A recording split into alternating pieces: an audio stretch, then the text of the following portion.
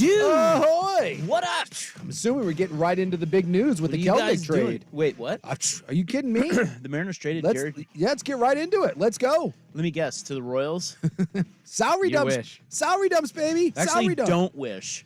Please, he'd be like your third best player. It's actually very Well, true. actually, that's not Yeah. wrong. Yeah, careful with that. But I don't want him. He sucks.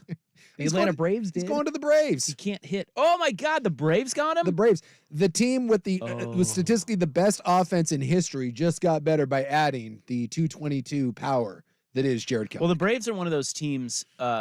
This used to be true of the Patriots. Well, I think it's true of like the Steelers. You know? Yeah. Ravens have a little bit of this. Where when they sign a player, you're like, oh, that's gonna work. You know, like some teams get a player, and you're like, oh, he fits there. He sucks. They suck. He's gonna suck. Like if he went to the Royals. Sure. But then when the Braves get him, you're like, oh my God, yeah. what did we miss? Yeah, if he had gone to the Mets, I would have instantly been pissed. But all of a sudden, the Braves, you're like, what? He'll hit like 7th, and he'll hit like 240, but he'll have like 32 bombs. You're like, son of a bitch. Dang it. Hate that guy. So they the traded him. Braves. Who'd they get? Did they get somebody good for him? Nah, they got a couple. Let's go to our Mariners expert, Yeah, they got a couple of arms. Schultze. They got nobody. They got absolutely What do you nobody. mean? Jackson Kowar, which I believe was Ah. a Royals draft pick. Yes, Yeah, you know him. he was one of our big bust draft picks. Yeah, his ERA in the bigs is like 6 point whatever, so not great. And then a young, it's a prospect that is recovering from Tommy John surgery, so hasn't pitched to even a lick in the minors. Salary dump. Yeah. Salary dump. Wait, Name's how Cole much? Phillips. How much did Kelnick make? Oh, Kelnick, what? He was just the reason they had to give him up so they would take on the other. He was like that. Yeah, if you take on some contracts here, we'll give you Kelnick as well. Yeah, they dumped about $20 million Marco? in this one trade. Yeah, Marco. Staying here. But Kelnick was the reason they were able to get rid of that. But also in this deal, they gave cash considerations as well to the Braves. Only So considerations. A salary dump, but not as big of a salary dump as one would think. Can I? Damn you, Jerry! Let me ask a dumb question. Yeah. What does that mean? Cash considerations? They will pay part of the salaries. We just don't know but they're how just much. saying, yeah. We they're don't like, know how much that you know, is. we'll work it out. We'll figure it out. Consider it. Consider it. As a diehard Mariners fan, can I ask why they needed any payroll flexibility in the first place? Don't ask stupid questions. They got to get Juan Soto, dude. And Otani at And the same Ohtani. time. Maybe Pete Alonso. Maybe Juan Otani too. Ooh, I like that. they're I hear pay- that Juan Otani guy is Have you great. heard of Juan Otani? He's unbelievable. Their payroll was under 150, but I digress. See, God, Duck Beaver fans, there's something else to talk about besides your absolute misery. We can talk about what it means to be a Mariner fan. yeah. about the same. Absolute misery. Yeah. Well, I mean, the Beavers were happy for a little bit with the Ducks misery, and then the transfer portal hit, and you're like, damn it. Although it was only like one guy, but it was Yeah, the come on. guy. We knew he'd be gone. Are you Oh, talking yeah. about Aiden Childs? Aiden Childs. I think like Beaver fan was like when DJ entered the portal. I love Beaver fans. Like, oh, F you, we don't need you. And then Childs leaves. Like, damn it, son of a bitch. Well, yeah, because he's the future. He's the future. But it sounds like he's going to Michigan State. But Sounds- DJ was just, he was fine, but whatever. DJ was not bad. He Just was there fine. was a lot of expectation. Hey, I'm a Ben Branson guy. Speaking of expectations, Always have been. Whoops. It's going to show you when everyone says you can't win, it probably means you're going to win. Wait, what? What do you mean? That UW team, you know, Oh, undefeated, had already beat Yeah. Oregon. That was a 10 point- lock. 10-point dogs. what a lock. Dude, my buddy made like Yeah. he went money line. So did Tim Taylor. Yeah, he was pretty bitter about the whole thing. Do you And- remember Tim Taylor? I do remember. Rest in peace, Tim Taylor. Yeah, dead now. I think he used to be on the Wolf. Oh, I think he still is. Oh, He still does from home, from the other side. from the other side. Yeah.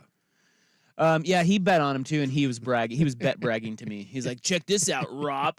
Got I go, "Okay." my buddy got a little pissed off about the lack of respect, so he didn't even take points. He just went straight money line, and boy, the payouts when you went money line as a 10-point dog, they're tasty. They're very, very tasty. Yeah, I'm just gonna reveal to you what Tim Taylor bet. You want that? Yeah, let's see what Taylor won. And by the way, it was one of those because I knew what was on the line. I knew what he stood to win. I was not about to text. Up 20-3, not a word. So he was in Vegas.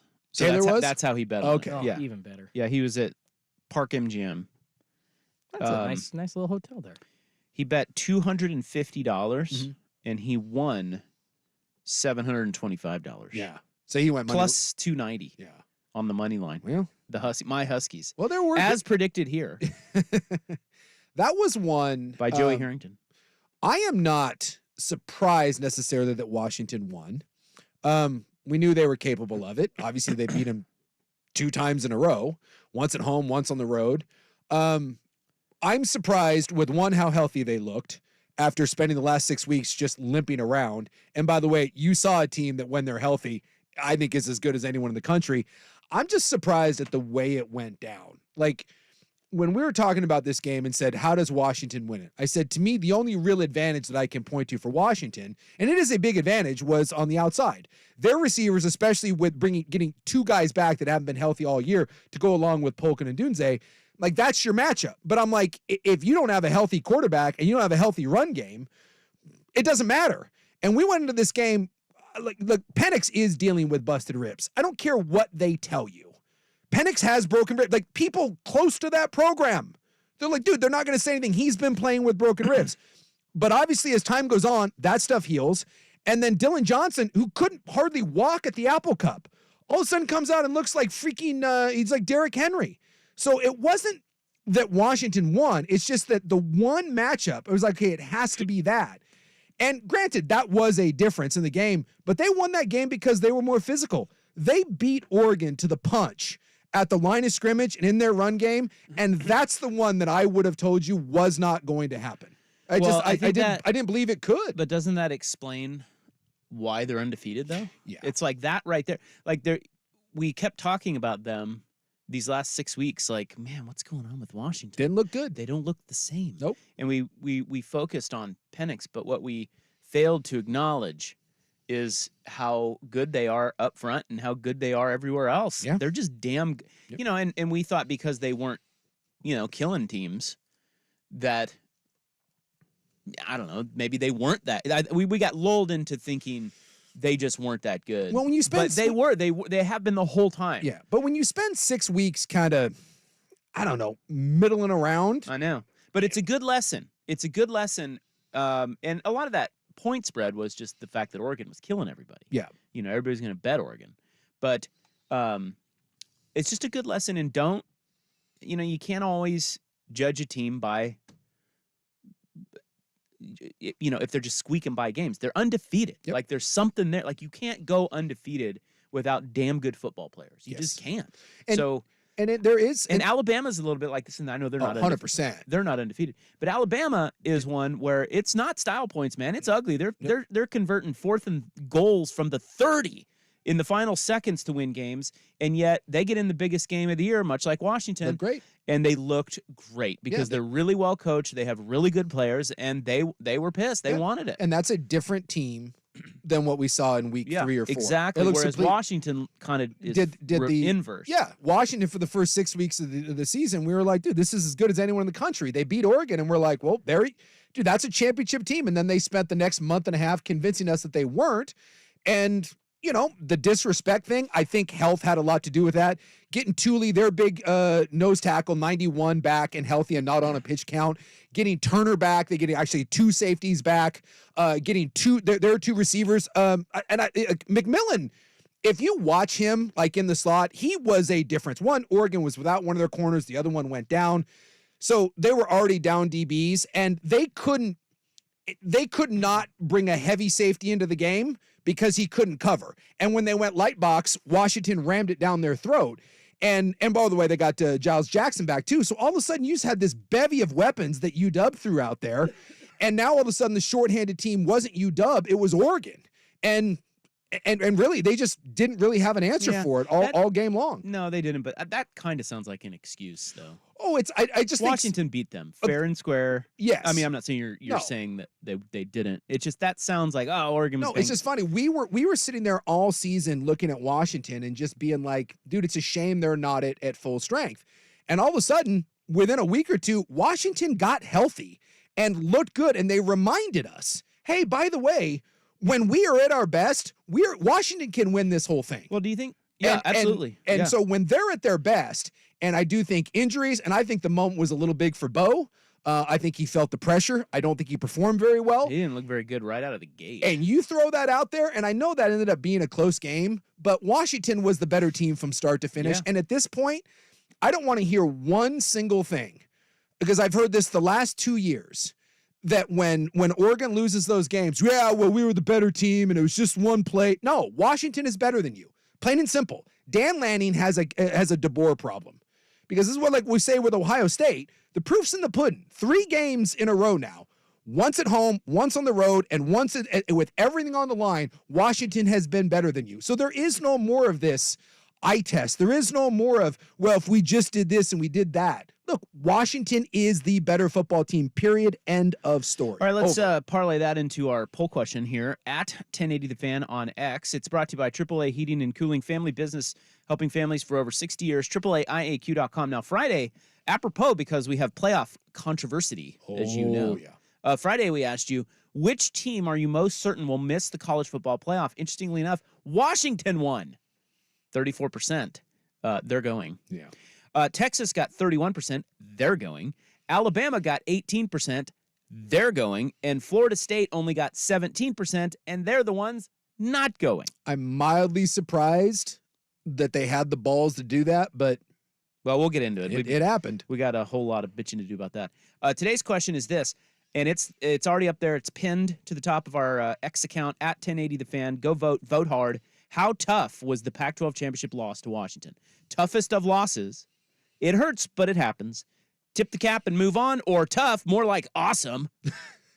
Well, that's for those people who don't like the Ducks. Yes. And there are a lot of them. That's the toughest for me. That's the stings. toughest of losses right there if you're a Duck fan because, and I think the thing that makes it sting, well, one, it's Washington. Yep. And it's the third time you've lost to them in a matter of a year by a field goal. Mm-hmm.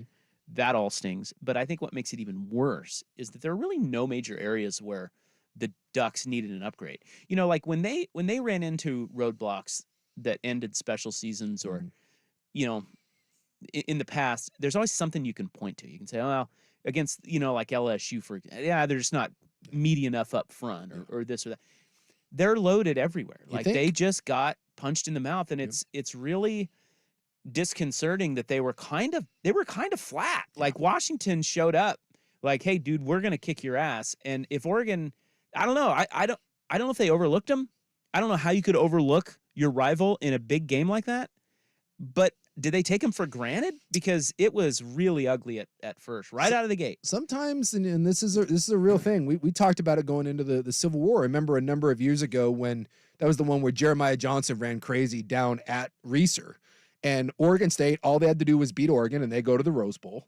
And it was a coronation. Everyone brought roses, and someone forgot to tell Oregon. Yeah. And I do think there was an element of that. It kind of felt like that. And by the way, talking to some people close to the Washington program, they weren't very vocal about that, but I can assure you that the whole 9.5, 10-point underdog thing was absolutely at the forefront of everyone's mind.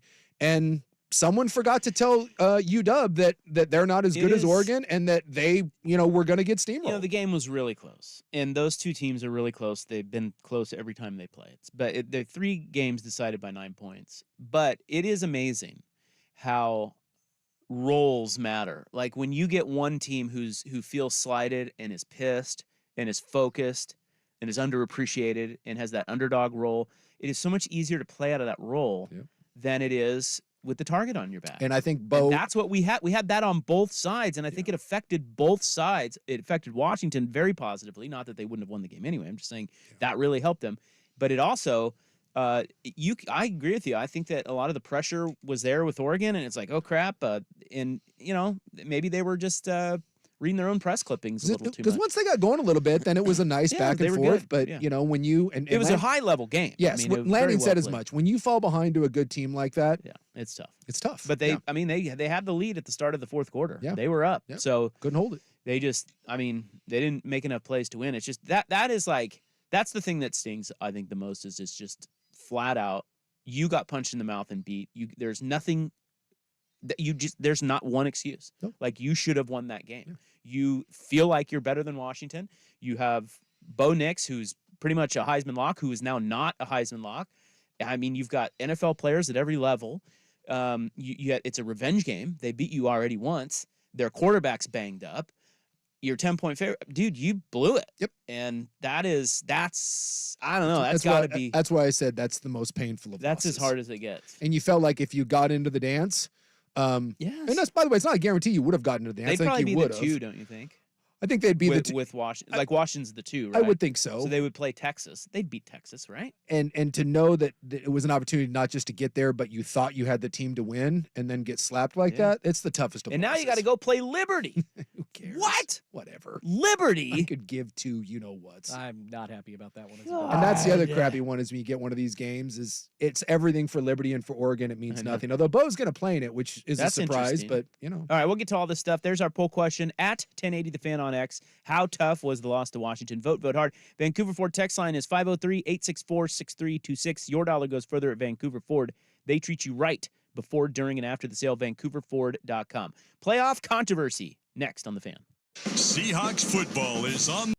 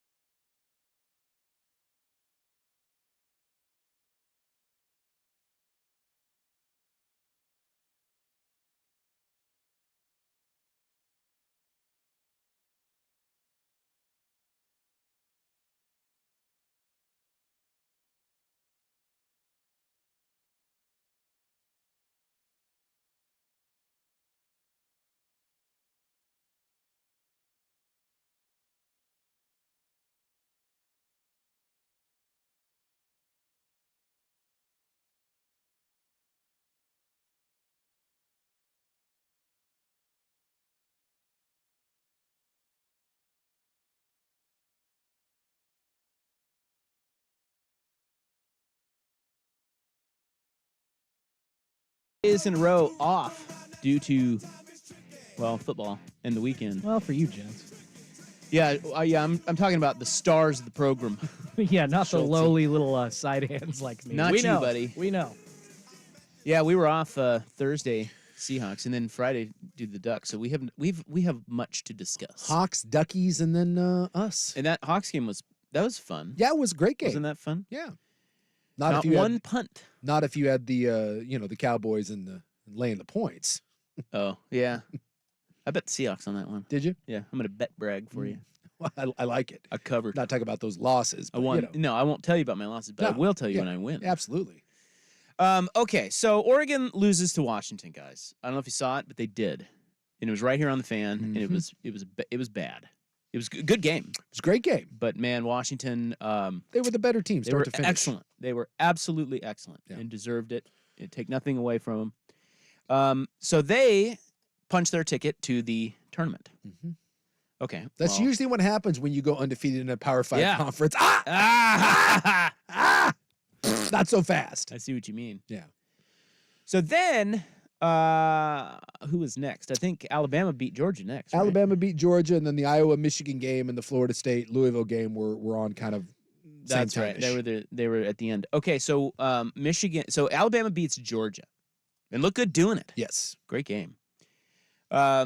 So then it was like, oh, now it's on. Well, Michigan held serve. They're in. Mhm. And so that leaves 3 teams for 2 spots. Well, Yep. even 4 if you consider Georgia. Well, and Kirby made his Get out of here. his Kirby. statement, and his whole thing was, and he went with what the committee said. This is not about getting the most deserving; it's about getting the best. And Kirby Smart rightfully said, if you don't think that that's one of the 4 best teams, you're fooling yourself. And by the way, he's right. Georgia's one of the 4 best, and Well, Alabama's one of the 4 best. There's no look. Georgia was not going to go No. this year. No. It's unfortunate that the way the cookie crumbled this year was the one game that they had to win. Yep. They did not, because it's all based on you only have 4 spots in that stupid thing. So it's all based on how the other Power 5 champions do, and they were all 1 loss or undefeated. And you know what ended up kneecapping? So you had it's shocking Yeah. that this has not happened yet. This is the first time that it's happened where all 5 Power 5 champions are worthy of a spot in that top 4. Yeah, the nature of this, and I don't know why we're so shocked. The nature of this, someone eventually was going to get royally screwed. I mean, think Yeah. about it. There's 4 spots and there's 5 power conferences. Exactly. So in theory, you could have a spot where everyone goes undefeated and someone has to get left that's out. what I'm saying. This Yeah. is that the first time. It's kind of shocking that this is the first time this has really come up. Yeah. And But Georgia, look, they're done. they were not going to go if they lost. They just weren't, because they're not SEC champs. But this is what ended up there's one game, and this is why this is so funky. You think about how many, what is there, like 106 Division I teams? Something like that? oh, it's like 120 or Is it something. 120? So, and one game this year ended up kneecapping Georgia and Florida State. Yeah. And that was Texas. The fact that Texas beat Alabama, because when Alabama beat Georgia, sorry, the SEC champ's getting in. A 1-loss SEC champ is getting in. And the thing that kneecapped Georgia is simply, you can't sit there and put Georgia in over Texas, because Texas beat the team that Yeah. beat you. Yeah. And then Florida So- State absolutely got jobbed because you couldn't put an undefeated Florida State in over Texas because Texas beat Alabama. There's 133 teams, by the way. 133. That one game, if Alabama had not played Texas, I don't think we would be in this kerfuffle right now. Yeah. Or you could say, I mean, I keep going back to the 4th and goal from the 30. Yeah. If Bond. if Auburn, Isaiah Bond. yeah, if Auburn wins that game and Alabama loses, It doesn't matter. even if they beat Georgia, they're not going to the tournament. Nope. There are And- 2 losses. And then Florida State and Texas And both Florida get in. State and Texas are in. So, I mean, just the way Florida State gets hosed here, I mean, count the ways. It's just it's not good. But No. like you said, I mean, I don't know. It's like everybody has a good argument. Everybody. Mhm. I don't think Georgia really does, but I get where Kirby Smart is coming from. You have to say that. It really came down to Texas, Alabama, and Florida State. Yeah. And they put Texas at 3. So they were actually debating between Florida State and Alabama. I thought Texas, I don't know. I thought Texas would be either Texas or Florida State. That would be I knew you don't. the last debate. They couldn't have the balls. As bad as the Florida State one is, they can't do Texas over Alabama. Yeah. That was the one. Well, at least with right. Florida State, you can say that it was not settled head to head. Texas Alabama was. Yeah. And the crappy So part. it's like the most justification thing of crappy options. Yes. The most justifiable was, hey, well, Florida State lost 2 quarterbacks, so they're out. And ESPN had a story today about the committee, and I believe one of the quotes from the person was, "Holy, Yeah. this is really gonna suck." And they knew what they were about to do and what they were able to lean on. And look, 2 things can be right. Right? We always say I actually this. think 3 things. Like I said, I think Alabama, Texas, and Florida State, none of them are wrong. No, I'm just saying 2 things can be right in that. To me, 100%, if I'm in that room, Florida State's in the playoffs. Me too. I would hold firm and be like, I don't give a damn. I agree. Florida State went undefeated, and they have a right to go play for a national title because they didn't lose a game. And by the way, Hundo P, bro. we've seen Alabama win a championship with a backup quarter. We've seen Alabama has won with a backup quarterback. Ohio State's done it twice, right? Third string. We've seen this before. And so Florida State absolutely deserves the right. This is why I say 2 things can be right. Florida State was not the same team when Travis got hurt, and they had 2 games to show that. And both times the offense was anemic, to say the very least. And so whereas Ohio State, with their third string quarterback, remember, they beat the brakes off Wisconsin. And had Florida State gone out against Louisville, with Cardell Jones, they beat, in the Big Ten title game, they beat Wisconsin like 49 to like 10. I mean, they trounced them. And this sucks, but had Florida State laid 40 on Louisville, we're not having this debate. It would have been tougher. Florida State, I believe, is in. But because they looked anemic in those 2 games, they were able to look at that and say they are not one of the 4 best teams, which is why I said 2 things can be true. Florida State belongs in, and there's no one outside of a Florida State honk that would believe that Florida State, as constructed right now, is one of the 4 best teams. Right. I just wouldn't have done it to them. I think they earned the right. I agree wholeheartedly. I would have had them in because they have this whole 4 best versus 4 most deserving is a weird debate. To me, it's most deserving. And they say it's not. I know. They say it's the best. I know. They keep sticking by that best thing. I think it's the most deserving. Like, I don't know, man. That's just a weird one for me. Anyway, we don't have to cover that. It's just, I think the only problem I have with it, actually I'm with you. I have a problem with Florida State not being in the tournament. I think they got jobbed. Yep. But someone was going to get jobbed. They're not going to leave the SEC champ out. They're in bed with ESPN. It's the SEC. It's clearly the best league almost every year. You just that team is going to go. The winner of Georgia Alabama was going to take a spot. Yeah. And again, there's another thing that's right. That's probably a truth that Proof's in the pudding. Can't really argue. They've earned it. They've earned the respect. So then it comes back to Texas, and you're like, well, they beat out. Yeah, it was just a total conundrum. But I just think the one thing that the decision was flawed was that they based the Florida State thing on the third string quarterback. Yeah. And he wouldn't have been. He would not have been their quarterback if they go to the bowl game. It would be the second guy. Jordan Travis obviously is long gone. Yeah. But I thought that was a little. And again, that's still. They're still a different team, no question. I'm with you. Didn't like it. And I think some of that is justification because you didn't want to put Florida State in and you wanted to put the SEC champ in. Yeah, I mean, they had to. What's more justifiable? Leaving out a 1-loss SEC champ, leaving out an unbeaten Power 5 champ, or ignoring a head-to-head result for an overall resume? We just found out. And exactly. It's the easiest thing to justify. And Florida State will forever be screwed because of this. Now, going forward, I don't, the AD releases a statement and saying that, it's the travesty and the it's forever broken. Well, next year it goes to 12, and so this really doesn't matter. Yeah. It's apropos that it's the last year of this stupid thing, and we finally got someone that truly got screwed over in this, so we can realize how dumb our system is, and we move to 12. But, Florida State, if they get rolled by Georgia, and by the way, they're probably going to get rolled by Georgia, then it's going to really double suck because then everyone's going to point to it and be like, well, there you go. That's why we didn't, why we didn't let you in. Yeah. Well, maybe they I make hope so. a statement there. I hope so. I hope because Georgia may not want that game. They may be like, whatever. Kirby seemed to be. We're going to make a statement. They're going to say, we're going to make a statement because. So we'll see. We'll see. But it stinks. There's just no way around it. So you would have had Alabama out? I would have. Yeah. as much as I sit there and be like, oh my God, and this is why I go back to the Texas thing. It just ended up being a real funky year because the one team that to me that could keep Alabama out of it was Texas, and they won. Yeah. And they won convincingly. So yes, my 4, I would have held my ground and said to hell or high water, it is Michigan, it is UW. By the way, UW is 1 to me. Sorry, Michigan. Washington's resume is way better than yours. I would have said Washington 1, Michigan 2. I would have said Florida State 3, and I would have said Texas 4. And boo-hoo, I understand the SEC almost every year should get in, but this is the one year where the cookies crumbled and your champion lost to another champion, and I'm going head-to-head. You're out. All right, text. And by the way, the whole quarterback thing, when Quinn Ewers was hurt, if Quinn Ewers is not in this, if he hadn't come back, they could have done to Texas what they did to Florida State because Texas didn't look the same when he was out. But he came back, and they've been rolling, and it matters. All right, text 503-864-6326. Who most deserved to be left out? It's a tough one. And we've got big sports panic today because the portal. Oh, yeah. Everyone's in. I think you're in it. Schultze's in it. It's a whole thing. If I can get an NIL deal out of it, I will go. I will enter my name. You should have played quarterback. Net you about $1.5 million. Don't you know that I did play quarterback? Oh, for the Pheasant Bowl. I thought you were running back.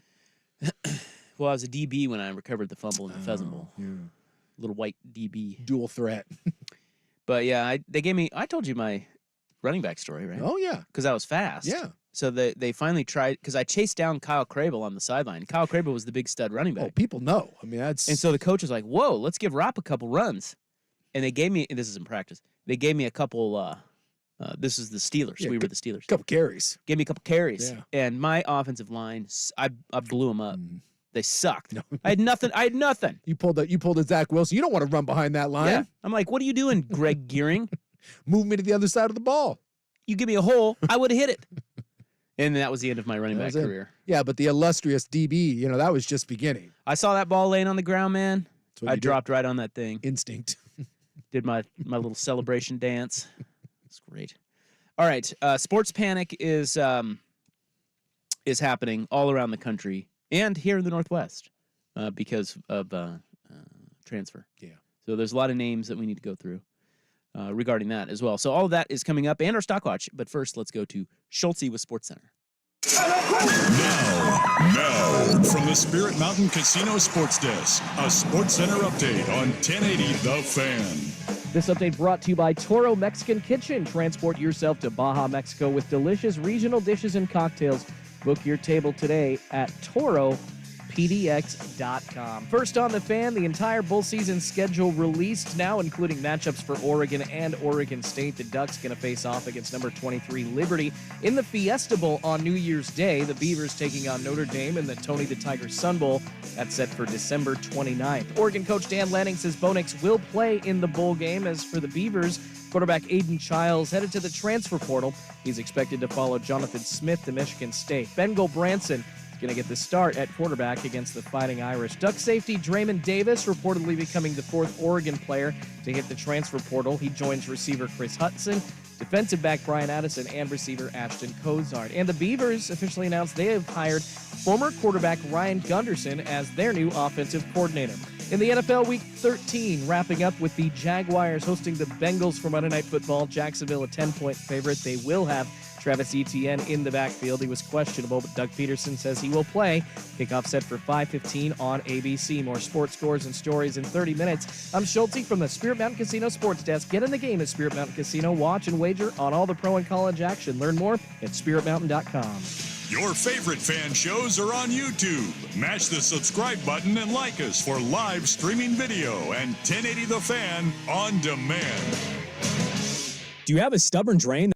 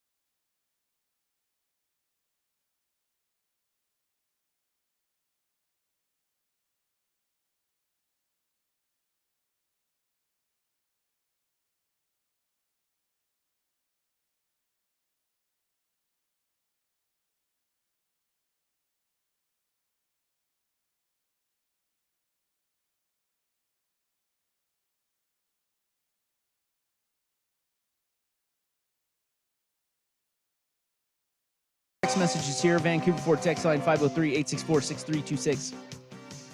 Somebody says Alabama should have been out. They agree with you. Another one says College Football Playoff Committee owes the advertisers and fans a good game. That Florida State team was ass with QB3, and I don't blame them one bit. And I've seen plenty of talking heads and people that I respect. I'm not talking about the douchey ones, the Stephen A's and the Baylesses of the world, but Orlovsky and people that I think are really sharp. Matt Leinart had this too, where I've seen plenty of people that say that they did the right thing. As much as it sucks to Florida State, they weren't one of the 4 best teams. I still would have put them in because I put results on the field more so than anything else. And I believe undefeated in a Power 5 conference against a weak SEC. It was certainly a down year. They beat LSU, who was supposed to be a big deal at the time. Yep. And I think backup quarterback or not, I think they earned the right. But I totally understand why they did what they did, especially in light of them saying it's not the 4 most deserving. It's the 4 best. How much do you think? I have a hard time arguing that Florida State deserves it more than Alabama when they're 2 touchdown underdogs to Georgia. Well, yeah. But how much do you think the TV thing actually factors in? When we really get into the meat and potatoes of this, are they looking at this going, look, Florida State, they get into this tournament, they may be deserving, but they're going to get rolled. I mean, isn't that what they're saying? I think there is I do think that is what they're saying. And I think the SEC and the Big Ten being what drives college football, I certainly think that there is a bias, an acknowledgement that that's where our bread is buttered. And we know that given the opportunity, they are going to get the nod. Now, I don't think that there's any sort of like evil handlebar twisting and, and anything to get the SEC and the Big Ten in. But again, I'll go to my grave saying this. Had Florida State blown out Louisville, blown them out, and the quarterback looked great, or even if he didn't look great, let's just say they just ran it down their throat and they won that game, 38-6, I think Florida State is in. I think they were looking for an excuse to exclude Florida State, and Florida State gave them one, and Alabama made a statement with a very convincing 2-score win against what had been an undefeated team for 3 years. Another text says, going to be funny as crap if FSU beats Georgia. Yes. Washington and Michigan lose, and Florida State is the only undefeated Power 5 team at the end of the year. Yeah. And they can pull a Central Florida, and they can have their rings and claim that they're undefeated, and more power to you. But I think it was Colin that was saying this, or when was the other national guys? Someone had a really good point today, and I think it was Colin, but I want to give credit where credit's due. And he referred to this or kind of alluded to the fact, like, when you apply to school, right? Everyone applies to Harvard. And if you've ever had, not me. Well, no. Like, if you've ever had a kid or yourself that applied to Harvard or Yale or wherever, Stanford, right? How many applications do they get every year? And every one of those kids is deserving. Every one of those kids has a 4.2 GPA. Otherwise, you don't apply. And, every one of them deserves a chance to go there. And sometimes it doesn't happen. And sometimes life isn't fair. And sometimes, even though you're deserving, it doesn't work out for you. And unfortunately for Florida State, they had a rotten run here where some circumstances piled up, and I don't think it was anything evil and malicious. I just think it just kind of happened to break their way, where even though they were deserving, and for a lot of us, they would have been in no matter what, you could make a very strong, compelling case that Alabama or Georgia belonged in over them, and they decided to go that way. Here's Texas fan who texts us and says, I'm glad they made it into the playoff, but this team is a house of horrors, and some other teams do deserve to take their spot. They're damn lucky that Texas happened to play Alabama this year, because if they didn't, and Texas had a one loss to any other team in the country, any team, it would have been Alabama and Florida State and Texas on the outside looking in. Can you stop me from loading up on Washington plus 4.5, please? No. Are you going to call me off of that? No. Because I saw that, and I just feel like we're over our skis on Texas a little bit. I'm not saying they're not deserving of being in that tournament. I'm just saying, and they beat Alabama, but they beat Alabama. I don't know if they beat them now. They beat them way back in September. Beat them and didn't have a quarterback. But I don't know, man. I don't know how good that team is. I'll take Texas. I'll take Washington. Yeah, and I think DeBoer is going to run circles around Sark. Steve Sarkisian. And if Washington keeps getting healthy, remember they got another month to heal up. Yeah, that team's nasty. If Washington heals up and they are healthy, and it is the team that we saw play Washington at the get-go, which, by the way, they still weren't healthy. So let's say if it's closer to the team we saw play in the Pac-12 title game, I'm not kidding. Washington can win this whole thing. They can.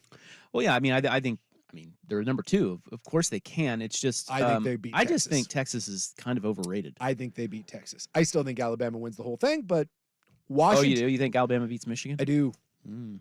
That's gonna be a good game. I think it'll be a great game. I'll take the Tide. Those are probably the 2 best of the 4, Well, right there. I would think so. And this goes to show you that a lot of people that think Alabama is the best team, which is another reason why the committee didn't.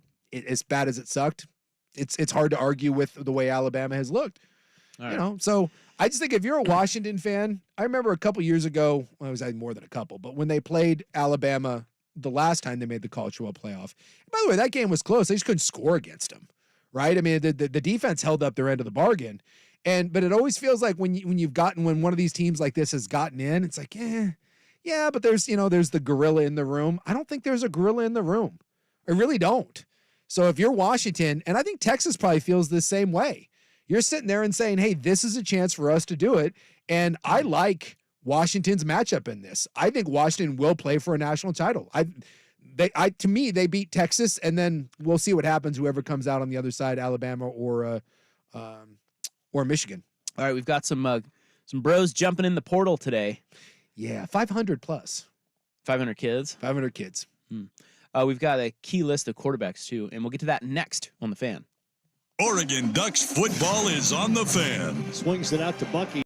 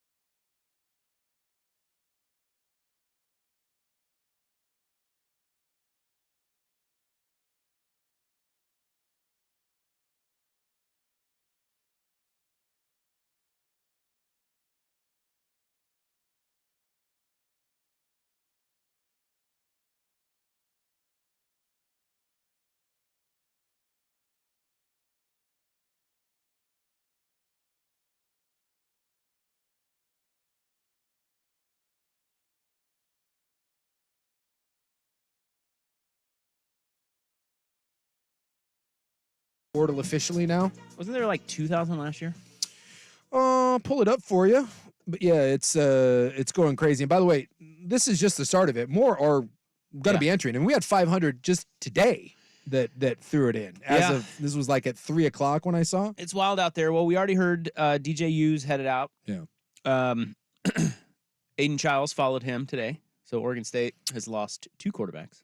Yeah, And Ben Gulbranson will start the bowl game. Yeah. By the way, a lot of people thinking that Childs will take his talents to East Lansing following his coach, Jonathan Smith. Jonathan Smith guy. Yeah.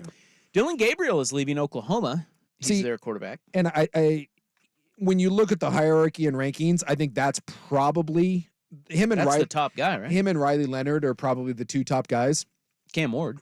Yeah, Cam Ward, but Dylan Gabriel is and there's some talk maybe USC could be in the market for Dylan Gabriel. Lincoln Riley said even though they've got a freshman kid they really like, I don't think there's a school in the country that is just, and this is just the way football is going to go now. There's not going to be any of this. We have a freshman that's talented, so we're going to roll with him. If you're a top 25 school, you're going to be in the quarterback portal, I think, pretty much every year, unless you have a Bo Nix or someone that's got another year coming back. So for a guy like Dylan Gabriel, he is going to end up at a place where he thinks he can win a national championship and get a bunch of money. So, I mean, Notre Dame is in the market for those guys. USC, I mean, he will end up at a big time place. Oh, and Kyle McCord left Ohio State. See, and I wonder about this one. Oh, Dylan Gabriel, by the way, Oregon too. Give that a call. Oregon should be be in on any of those guys. Dante Moore's in there, and supposedly Dante Moore. He came down to 4 finalists, and it was Florida State, Oregon.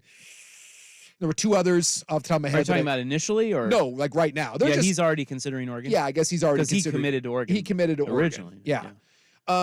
So all of those, I mean, you're right. Oregon will be in a play on a lot of these. The Kyle McCord one is interesting in that, like I saw Ohio State lost a bunch of kids. They entered the portal and people are like, oh my God, Ohio State. Realize that Ohio State pushed out probably every one of these kids minus Fleming. They got that receiver that's been good for a couple years, but he's never been the guy at Ohio State because, well, they got 9 guys there. And he was projected to be one of a bigger role in next year's offense. But it sounds like that kid was like, dude, I'm good, and I need to go somewhere where I can be the guy. Outside of that, I don't think that Ohio State is losing sleep at any of them, including their quarterback. It wouldn't shock me one bit if they went to him. And by the way, he played better at the end of the year. But for the first 8 weeks, he was ass. And their offense was ass. And Ryan Day knows that next year, believe it or not, he's probably coaching for his job. And I'm guessing the conversation at the player exit meeting was like, look, we like you, but we're going into the portal and we're bringing someone in and you're guaranteed nothing. We're going to give you an opportunity to fight for the job, but this isn't your job. I understand that, with the year you had and look at our record and you came up $1 short against Michigan, but you're not guaranteed anything.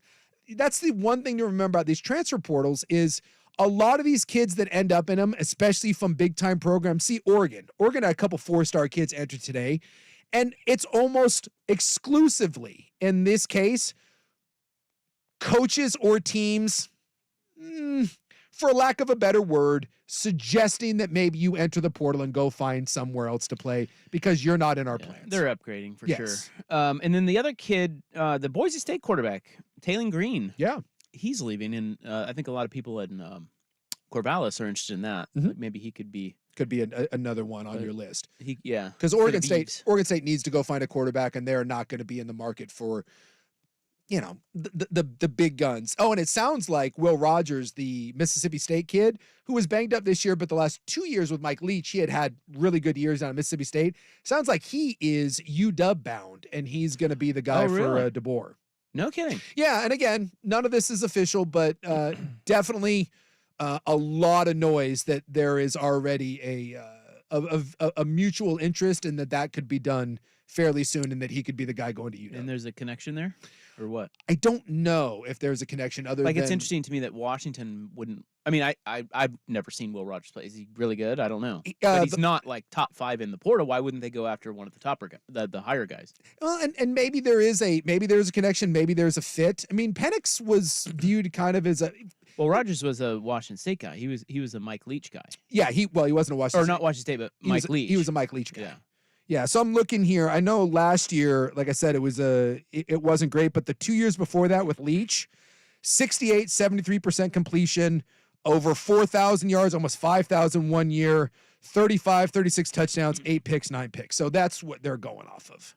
And DeBoer probably looks at that and says, hey, if you're a quarterback, why wouldn't you want to go play in DeBoer's system with UW, with what he did with Penix and what he did with Haener down at Mississippi State, what he did with Penix at Iowa? That's a place that you go and you want to be. And the same thing with Oregon.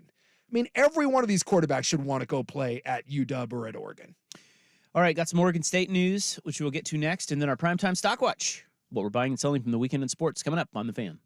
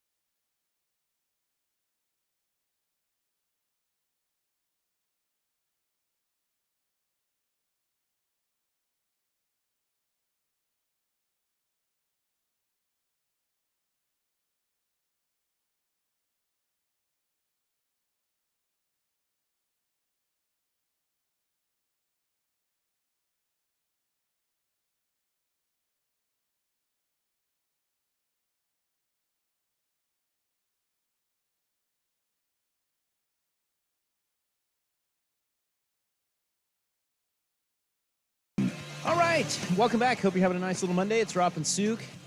A lot going on. We have a couple of follow-ups here. Heisman finalists and some Oregon State news, but and then Stockwatch next segment.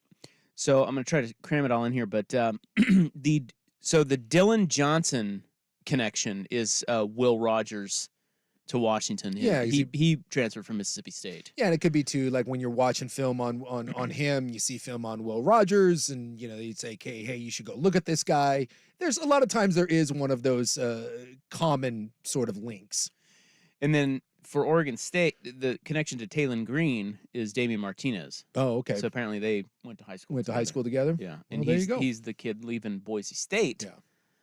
And he's hit the transfer portal. Everyone's in the portal. If you're a quarterback, chances are you're in the portal at this point. A lot of good receivers out there too. A couple elite D linemen, a couple tight ends. I mean, this is just the nature of the beast now. And to me, the biggest impact on this is one, you can always find a quarterback. If you're a big school and you got a little change in your pocket, you can upgrade at the quarterback position, no longer just sitting around waiting for a freshman to develop. But it really goes down to me like the Purdues and the Baylors of the world and the Iowa States and the Oregon States and places like this, where if you have a little success somewhere, dude, you got a chance to go play big time college ball and make money. And it really, I think, becomes kind of a feeder system in that way. Or if you're a receiver and like Tulane's best receiver and he's really good, he's had a hell of a year down there at Tulane, but you lose your coach, you lose your quarterback, and you're sitting around being like, well, I'm not going to be the one left holding the bag. I'm out of here. And that guy's going to get to go play for a major, major program. And this is just the new reality of college football. Yeah, I'm really happy that Kansas is keeping their guy. Yeah. Because he's pretty good. He's been hurt, but you would think if Jaden Daniels is staying there. I'm guessing they gave him. They stepped up. Yeah, I've been reading that behind the scenes. This is what I say about Oregon State and Washington State, and I know it's not on the same level. They're getting hosed here, but if you, yes, the Purdues and the whoever you mentioned there, Yeah, the Iowa States and just look, there is what you're saying. I mean, there are going to be certain players you're just not going to be able to compete with Ohio State and whomever. Okay. But that's not that many guys. No. The reality is you have to step up. This is it's a new era of college football. You have to step up and raise money. You have to keep your guys. Like if you have a good quarterback at Purdue, guess what? Someone's going to want him. Yes, if he's good, he's going to get offers. So you have to step up and make it happen. And I'm just saying, I'm not saying because I'm a Kansas fan, but I'm just saying that they have stepped up down there. Yeah, and they did. Like Oregon State did it with Martinez. They gave Martinez the bag. Exactly, and that's what I'm saying. Like we could sit and boo-hoo and I get it. It's not level. It's not fair. But man, you just got to make it happen. Yeah. It's just the new reality. And you're right. Oregon State did step up and keep Damian Martinez. Although that's a little bit of Oregon State news that we were going to tell you about. He got a dewey over the weekend. Yeah, and he is not going to play in the bowl game. You got the DUII. Apparently, it was for the stay off the weed. Yeah, so he's out. But he is staying at Oregon State. Look, they're like, was that last year they played Florida in the bowl game and Florida had like no players? Yeah, there might be some. Well, now it's gonna be like Oregon State. They're going to be the same. And it's the Sun Bowl. It's in El Paso. Yeah, it might be. Ugh. It might be a little with Gold Branson at quarterback. Might be a little rough. You got Notre Dame. So that's kind of cool. Notre Dame. Yeah, it's a good matchup. I mean, on paper, that's a good game, but it might not end up being. That's why these bowls are so stupid now. Yeah, and we'll see. Yeah, there'll be players opt-outs. don't play and coaches leave, and I'll be interested to see because right now the only thing that we have, DJ left and Childs left. Martinez is going to stay. Let's give this thing 48 hours and see if the portal is kind or maybe a little harsh to Oregon State. We'll wait and see. Well, what do you mean? In 48 hours, what's going to change? We'll see if more players enter. Yeah.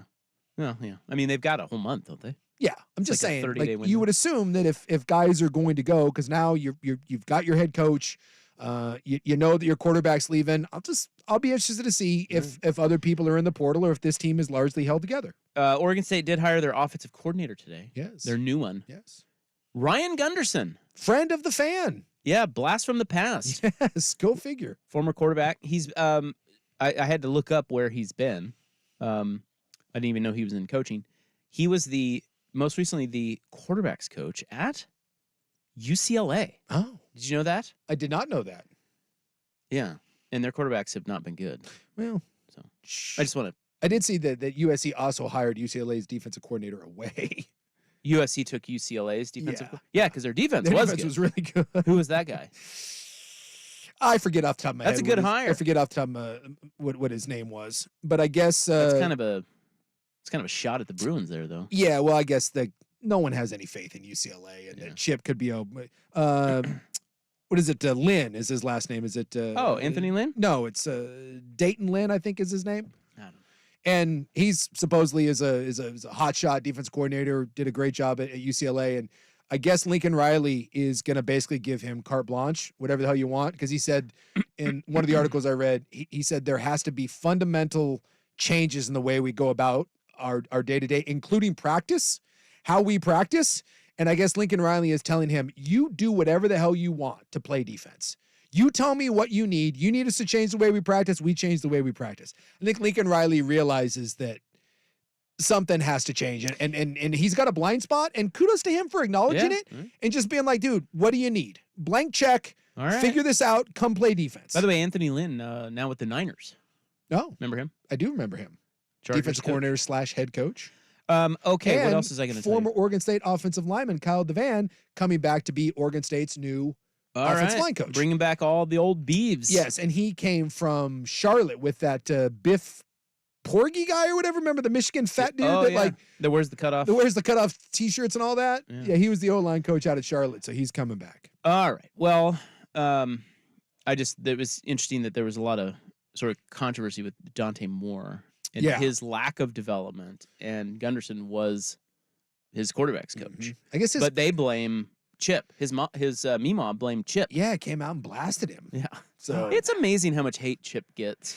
Maybe Dante Moore wasn't ready to play. Shocker? Anybody? Yeah, there's that, It too. could be that, But too. I don't know, man. It's like with Chip, where there's smoke, there's fire. Like he's a guy that's tough. I Dude. think his a people lot of his do not like it. Remember DTR had this with him when he first got there. and then eventually they Yeah. came around and he was there for 1,000 years. But yes, we talked about this when Chip was at Oregon. How do we put this? He just rubs people the wrong way, but he was so good in winning that he could kind of do whatever he wanted. And that hasn't been the case at any other stop. And a lot of people at UCLA think that he is not long for that place. And that may be a bit of a sinking ship. They've got financial struggles. I don't know how committed they are. People think that, like I said, Chip isn't going to be there for a long time. You just lost your defensive coordinator to your rival. Your big stud freshman quarterback that was supposed to be your future. He's leaving. It's just the future right now, maybe not so bright for UCLA. And people asking, by the way, what happens if you don't get picked up?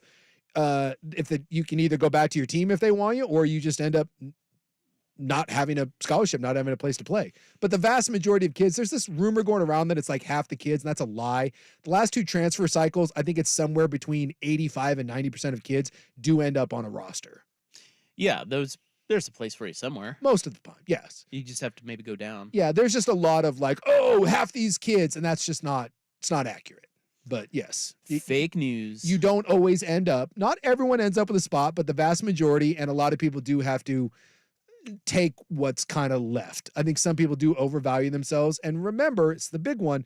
A lot of these kids didn't choose to go into the portal. They were forced into the portal.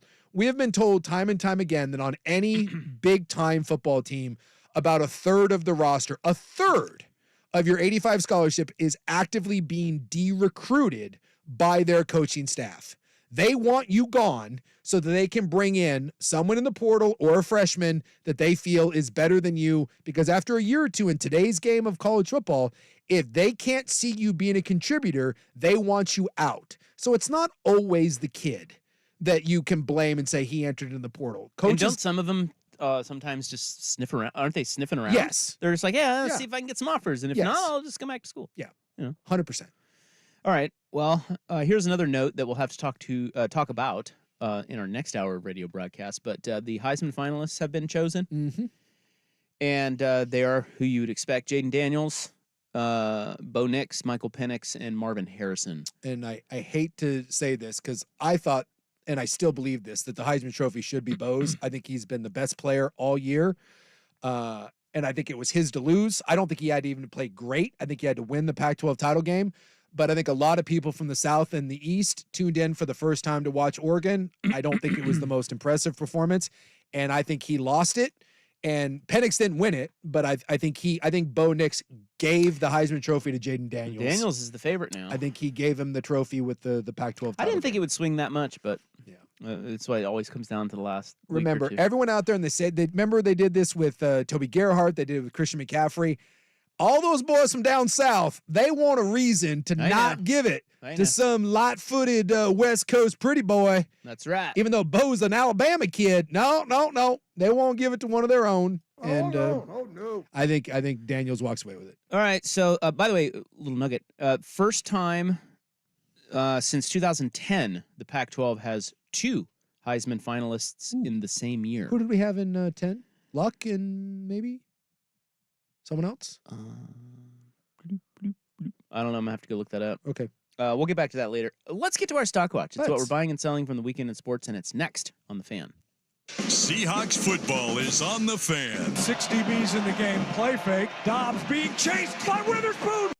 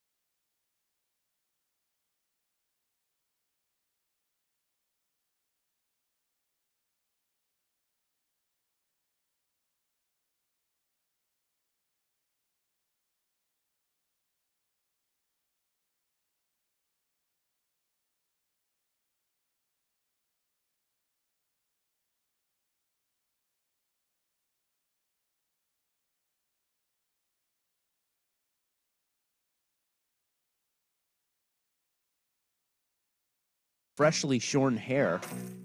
He has prepared this Stockwatch with extra care today. Keeping that lettuce tight, right? I'll tell you what, I walked in today, everybody has a haircut. Thank you. I appreciate you sliding me. Brian Cooley he got his haircut. Nice and tight. Joe Fisher's looking tight. Schultze is looking tight. Those are the only 3 people I've seen today. Jeff Rust looks very clean shaven. Jeff Rust. He has beard and He's and, bald like you, but he shaved it, yeah. Well, yeah, freshly shaven. I don't think Rusty's bald. I think he just shaves his head. Oh, really? Yeah, I think he's got hair. Why does he shave his... I don't know. Why does he do that? It's an insult. What is that? But thank Buy you. or sell, Rusty has hair. I think Rusty has hair. I don't know. I don't I've think never he's- thought about I don't think he's bald. I don't think he is either. Because when it grows in, it looks like he's got like full stubble. I just think he shaves his head, which is a real son of a bitch move. But you know, piece of garbage. yeah, you heard me, Jeff Rust. I love you, but that's insulting. It's like I'm wheeling around in a wheelchair around here, and you using one for S's and giggles when I need it. What the hell, man? All right, Schultze, let's get it. Florida State is a different team than they were through the first 11 weeks. Coach Norvell, their players, their fans, an incredible season. But as you look at who they are as a team right now, without Jordan Travis, without the offensive dynamic that he brings to it, they are a different team. And the committee voted Alabama 4 and Florida State 5. That is Boo Corrigan yesterday on the college football selection show, or playoff selection show, excuse me, talking to Reese Davis about why they decided to put Alabama ahead of Florida State. Sounds like it came down to the quarterback injury, or unfortunately, they did not want to see a backup in Rodemaker in the college football playoff, guys. Buy or sell? Florida State got gypped by the College Football Playoff Rankings Committee. Yes, 100%. Hey, can I correct you on something? Please, I know where you're going with this. Yeah, you can't. I don't think you're supposed to use that term anymore. Way to go, Schultz. What did I say? You You insensitive. bitch. Yeah. Apparently I am. They got No, screwed. that term Yeah. gyp is short for gypsy. Yeah. And that's I can't say gypped anymore. not No. appropriate. You're not. I gotta just dump. did. I gotta dump myself Schultz again. is canceled. Not appropriate. Like that Canceled. assistant A-hole. in Love Actually when the Prime Minister comes in and I just swear 6 times. Wait, what was the stock? Florida too- State got. I Yeah, was they got distracted. screwed. Got Yes. Yes, they did. Well, of course. No, Wait, that's the stock? that's the Florida stock. State got screwed? Of course they got screwed. Yeah. We're trying to open it up a little easily here. Come on, Schulte. That's a softball right there. That's That a is. Hannity softball They right got there. hosed. Yes. And I mean hosed. Yeah, but at the same time, again, I said it earlier. 2 things can be true. Alabama deserves to be in. Alabama's better than Florida State. If the object is to put the 4 best teams in, mission accomplished. That being said, Florida State absolutely got screwed. They deserve a right to prove it on the field. They haven't lost all year. And to me, I would have held my ground. There's no way I don't put Florida State in, but I understand why the committee did what they did. And sometimes people get screwed over, and there's real reasons for it. Look, let me edit my question then. I understand what you guys are saying. So, okay, buy or sell, Florida State is a better team than Alabama. Oh. no, No. no one There you go. believes that. All right. No one. No. Oh, by the way, imagine if the NFL, somebody texted this in earlier. Imagine if the NFL picked playoff teams by health. Yeah, It's just absurd. it's stupid. It's all absurd. Yeah. But the idea of having 5 power conferences and only 4 spots, just I know. that alone That's is absurd. stupid. Yeah. So, Well, and you're like- right. It's over. and like, look at like UW, right? UW beat their rival and then had to go do it again, whereas Michigan beat their rival one time, same thing on a field goal sort of game, and they didn't. Their reward was get to go play a team that has a worse offense than Florida State does on like their 9th quarterback. Yeah, they shut 'em out, huh? So none of it is, by the way, I know. under. Thank you. All right, I have to announce right now, I'm officially backing off betting the opposite on those. Exactly. I'm betting overs Just on those. take the under I'm not and ride with No, us. because the second I take the under, that's when it goes over. 5 weeks I am in out. a row. I'm just I out. don't even know what their bowl game is, but I know where I'm They're betting. playing Tennessee. Under. It's 30. I think I saw it was 36. Great. Under. Let's go. Our guys are thrilled and excited about the opportunity. One of the best things about, bowl games is the opportunity to go finish this season, with a highlight. And our guys are really pumped about this game in particular. To have the opportunity to play such a formidable opponent. Coach Chadwell's done an unbelievable job there at Liberty, playing this season and finishing with an undefeated season. And our guys, we just finished our game last Friday and didn't finish quite the way we wanted. So getting an opportunity to play in a game like this is exactly what our guys are wanting to do and excited to do. And to get to do it in a venue like the Fiesta Bowl is really important. That's head coach Dan Lanning for your Oregon Ducks talking about their berth in the Fiesta Bowl against number 23 and undefeated Liberty. That's going to be who they're getting on New Year's Day. Yeah, they're in a New Year's Six Bowl, but they're in one of the worst schools in the top 25, guys. A lot of Duck fans not happy on social media saying they're most likely not going to go down to the game. I wouldn't. I wouldn't really see any reason to, but you guys buy or sell that the Oregon Ducks got the worst draw of the entire bowl season? No, because they could have been excluded altogether. There was a chance when they lost that. I was like kind of looking through. I was like, do they end up like in the Alamo Bowl? like there's no guarantee you end up in a New Year's Six Bowl. So you still end up in a New Year's Six Bowl. You know, you still get a nice payout. There's going to be some cool gifts. It's in Arizona. It's warm. They didn't get the worst possible bowl game, but from where you were at, on the doorstep of seemingly thinking you have a chance to win a national title, to going to play freaking Tulane without their best receiver, I think without their quarterback, without their coach. God, this is, who cares? If I'm an Oregon player, and I know Lanning won't like this, I can assure you that if I was in Arizona, my focus would be elsewhere other than playing Tulane. Do you think Dan Lanning believed anything he just said in that clip? No, he didn't. That was a very turd shining type of quote. Yeah. No, I think Florida State, I mean, I keep going back to Florida State. Now, I don't know if you're asking like worst matchup, like just a lame game, and that's what you mean by I guess Liberty. like the worst draw, the lamest game of bowl I think the season. worst draw is Florida State. Not only do they get screwed out of the playoff, now they got to go play Georgia with their third string And quarterback. apparently Georgia's pissed off Yes. and wants to go prove a point. Dude, they got I don't know. I think that's the worst one. I'm going to go with that. Whoops. But Liberty, who cares? Whatever. Liberty, Bibberty, is that what I'm supposed By to the say? way, I think I got Liberty and Tulane mixed up. you Does kept it saying matter? Tulane. I kept saying Tulane. We knew what you meant. But yeah, I don't care. It's the same. So wait, it's the same Liberty's thing. quarterback is out? No, I was thinking Tulane. For whatever reason in my head, they were playing Tulane. I'd have to go back. I know Liberty is undefeated. Yeah. And I don't think Liberty has a single win over anyone that's worth 2 S's. So I got to go back and do some digging into Liberty. I know Tulane had a bunch of players leave. I don't know about Liberty. I'll have to go look into tell that. ya. But I still say that who cares because it's Liberty. Yeah. When I think of Liberty, I think of Hugh Freeze. Yeah, coaching from the bed. No, they got it's like Chadwell or something as their coach. Okay. Chodwell. I found out real late in the process, and it didn't sit quite right with me, which is why I wasn't in a hurry to get on the plane when he asked me to go. And then when I was presented this opportunity, I stayed even longer and wanted to hear this out and see where this could go. And best decision I've made. That is new Beavers head football coach Trent Bray. Of course, he is now the guy after Jonathan Smith left for Michigan State. Bray been on staff, of course, as the linebackers coach, was promoted to defensive coordinator in 2021. Had a very, very good record, I think 20-9 under him as D coordinator, and of course, a former linebacker. He played there for 49 games from 02 to 05. You guys think that buy or sell, he was the best possible hire at Oregon State? The best possible hire, buy or sell, for the Beavers? No, he wasn't the best possible hire. He has no track record whatsoever. He's only been a coordinator for a couple years. So, no, he's not the best hire. Is he the one that made sense? Absolutely.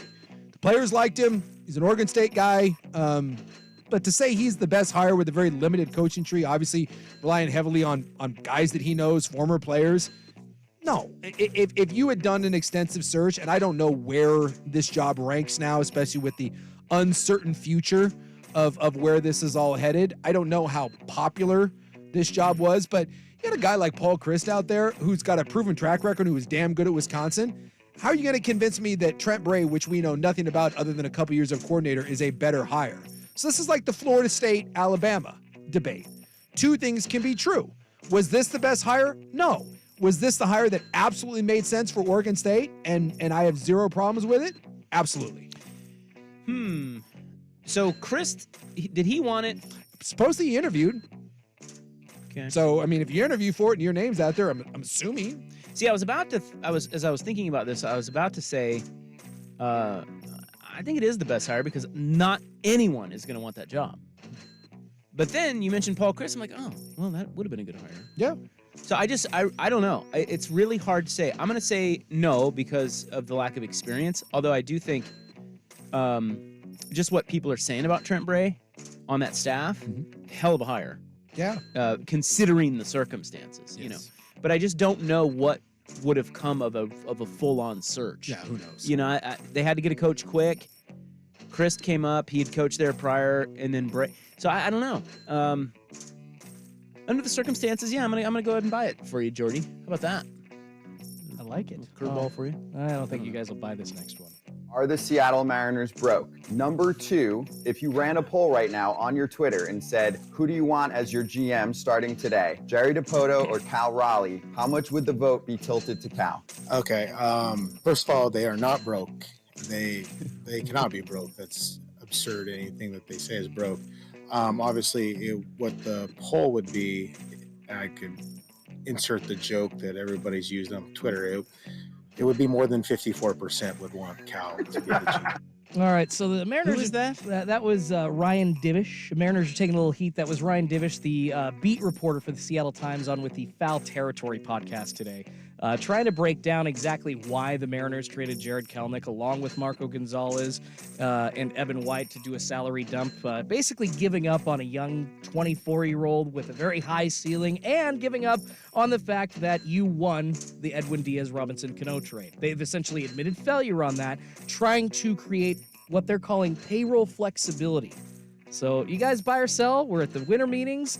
I'm trying to do a positive spin on this here. Buy or sell, the Mariners will make at least 2 big moves over the next week. Buy it. Yeah, and I'd buy it. So this whole reason why they're doing this is they said that they know they need to get better and they need flexibility. They're not going to be willing to have a Mets-like payroll. And so they've cleared what, 30-something plus million off the books? About 30. Recently. And he said that they need multiple bats. By the way, there does appear to be multiple bats in free agency and available on the trade market. So yes, I don't think that he has the balls to sit there after the weird offseason and the 54% comment and all that to then roll this out there and be like, oh, we're exciting and young and prospects and salary flexibility. They're going to make some swinges. I believe that. Yeah, I agree. But I'm really going to miss Evan White. Thank God they got rid of him. No, I'm great. The trade, I'm all for it. Just the Kelenic involvement in that. I mean, that is the biggest. What the hell are you doing to me? Why? He sucks, dude. He doesn't suck. They wasted time to try and get him out of the Esser. And oh look, he hit 252 with 11 homers. Actually had a decent on base percentage. At different. I thought he hit 222. Yeah, I don't. Did he hit 250? I think you're being a little robust at that Jared, 250. you guys, Jared, He hit a water cooler with his foot. I know that. And he's got frosted tips. You can't have that. I love frosted tip. He hit 253. Did he really? Yes, he That's did. better than I That thought. is 11 better than I homers, thought. 49 ribbies, 13 11? stolen bases. How many ABs? Well, 372. So 94 hits, 372 at bats. His OPS plus 109.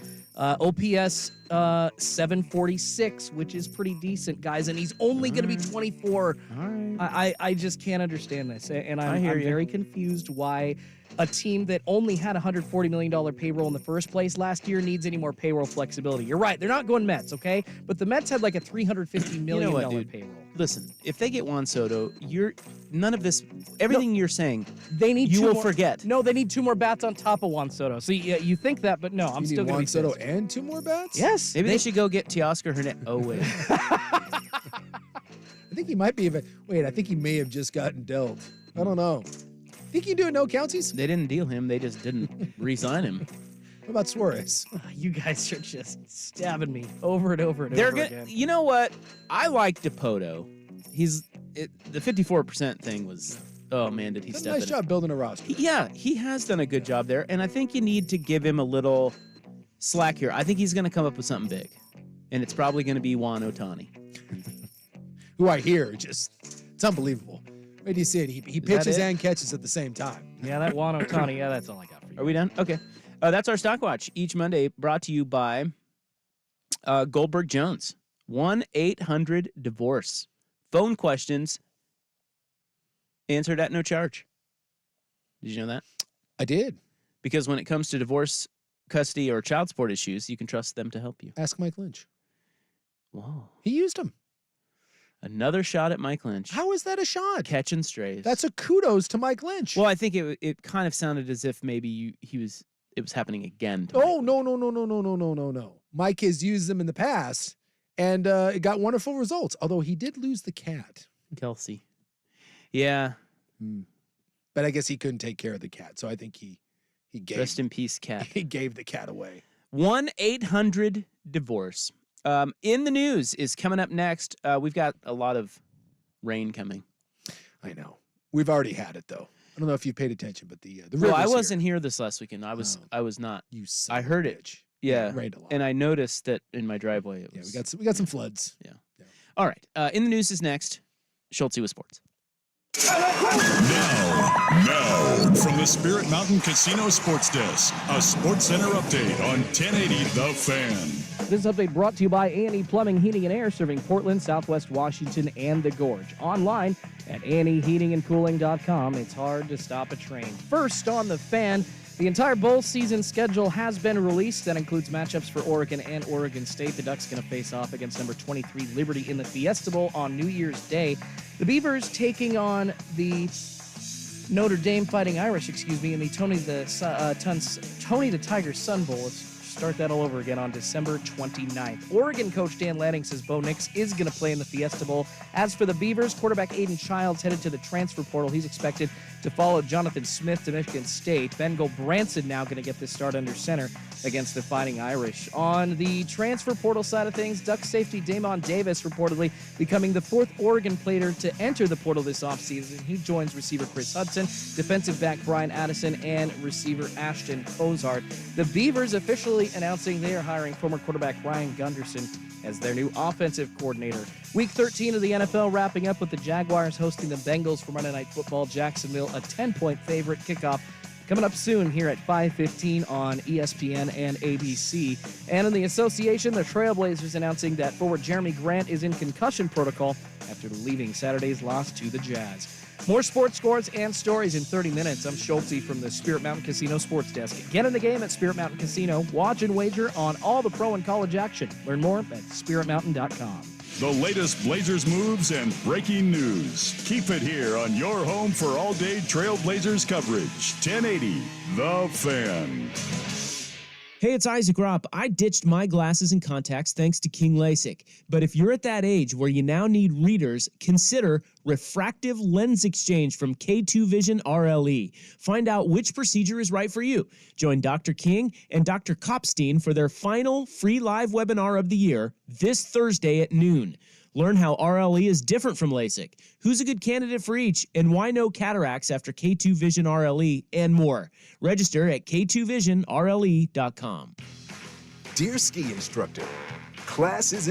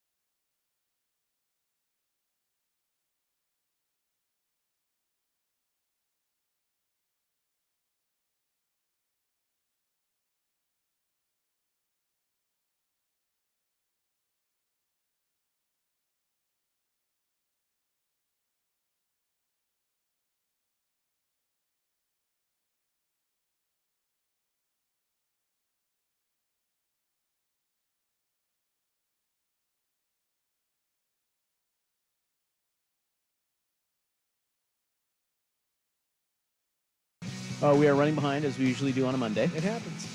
December 4, 2023. It's time now for In the News. I'm your noted newsman. Hello, thank you. Thank you so much. Today is International Cheetah Day. Oh. Favorite animal of one, Mike Lynch. He loved the cheetah. He loved the cheetah. I kind of think the cheetah is kind of a weenie. Aren't they like the fastest animal on the planet? They are. They are. But they can only keep it up for this like a little bit of time. Yeah, it's very, very short burst. Yeah. I think they're kind of sissy. Of the cats, They're smaller than you think. Yeah, bottom of the heap. They're cool looking, though. Give me the jaguar. Give me the tiger. Give me the lion. Yeah. Give the cheetah 2 thumbs. I was going to say, I think the cheetah's a little underrated, but all right. I'm not going to die on this hill. Yeah, it's just not my favorite. What about National Sock Day? Oh, yeah, that? why not? I'm wearing my Stay Classy San Diego socks today. Are you? Yeah. I got little ankle sockies on. Good socks are, I mean, Yeah. those are a sneakily, like, much needed accessory. I agree. Can I admit, that's probably the thing I go cheapest on. You shouldn't. Really? I go cheap socks. Oh. Dude, you don't even need to go, like, expensive socks. Just when Costco has the Puma ones out, I've got Puma ankle socks on. They're the most comfortable, the thickest sock I've ever worn, and they last the longest. Hot sock talk. I go into a store, this particular store, one of two, once a year. And it's only to buy socks. To get socks? And then I get Ross. Yeah. You go to Ross. I go to Ross or like a TJ Maxx. And you walk into that place, and I'm telling you, it's Thunderdome in there. Like, and I get, for some people, that thing's great. If you want to search for an hour and, like, deal with what goes on at that place, it's like the golden corral of shopping. I can't do it, but I will walk in. Like, Tuesday afternoon, no one around, I will go into the back, grab, like, 12 packs of socks, get the hell out of there, and I'm done for the year. 12 packs. So are there socks in there that you never wear? Like you end up wearing all 24 of them? Yeah. And you just rotate them? Yeah. Just beat them up.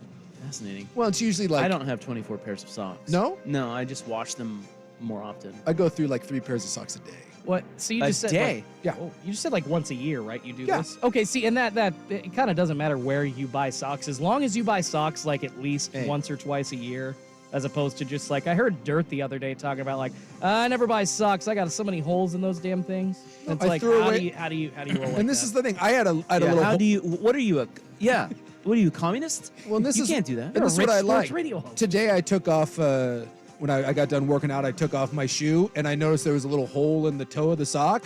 Trash. Out. Boom. Right there. Gone. You know what I do? I do the opposite of you. See, I'm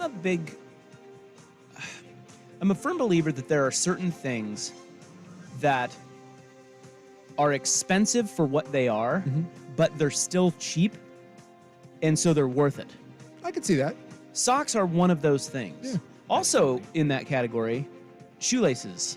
Specialty shoelaces. Yeah. It's a key thing for me. Yeah. And look, yes, I'm paying, I don't know, $12 or something for shoelaces, but it's only $12. Yeah. Like, I get how somebody would look at that and go, well, that's way too expensive for shoelaces. Yeah, it is. But these are really nice. Trust me. But here's the thing. Like Nike, right? Nike, like... So socks, I was going to tell you, I buy Bombas. Oh, okay. And they're freaking-tastic. Now, they're expensive, Yeah. but they're fantastic. Because like most of my, like Nike is probably, I probably wear more Nike athletic, well, it's really the only athletic gear that I wear. But like Nike wants, for like one pair of like their nice workout socks, Nike wants like $15, $16. Not And doing you're not it. going to give it to them. No. You're not going to give it to them. No, it's not. You know where I'm going? Ross. You know who has Nike Don't socks? they have Nike socks there? Exactly. Yeah. Ross You buy a Dress for big Less. pack of them? And I buy a pack of them, and it cost me like $5.99. And I don't know if they're like the socks that like Nike didn't want, but you know what? Hey, that's $10 you can bet on Oregon and lose. It's the one thing I buy cheap socks. An atmospheric river is going to bring heavy rainfall to Southwest Washington. That's where you're from. Yes. And Isn't it Northwest already? Oregon. Isn't it already here?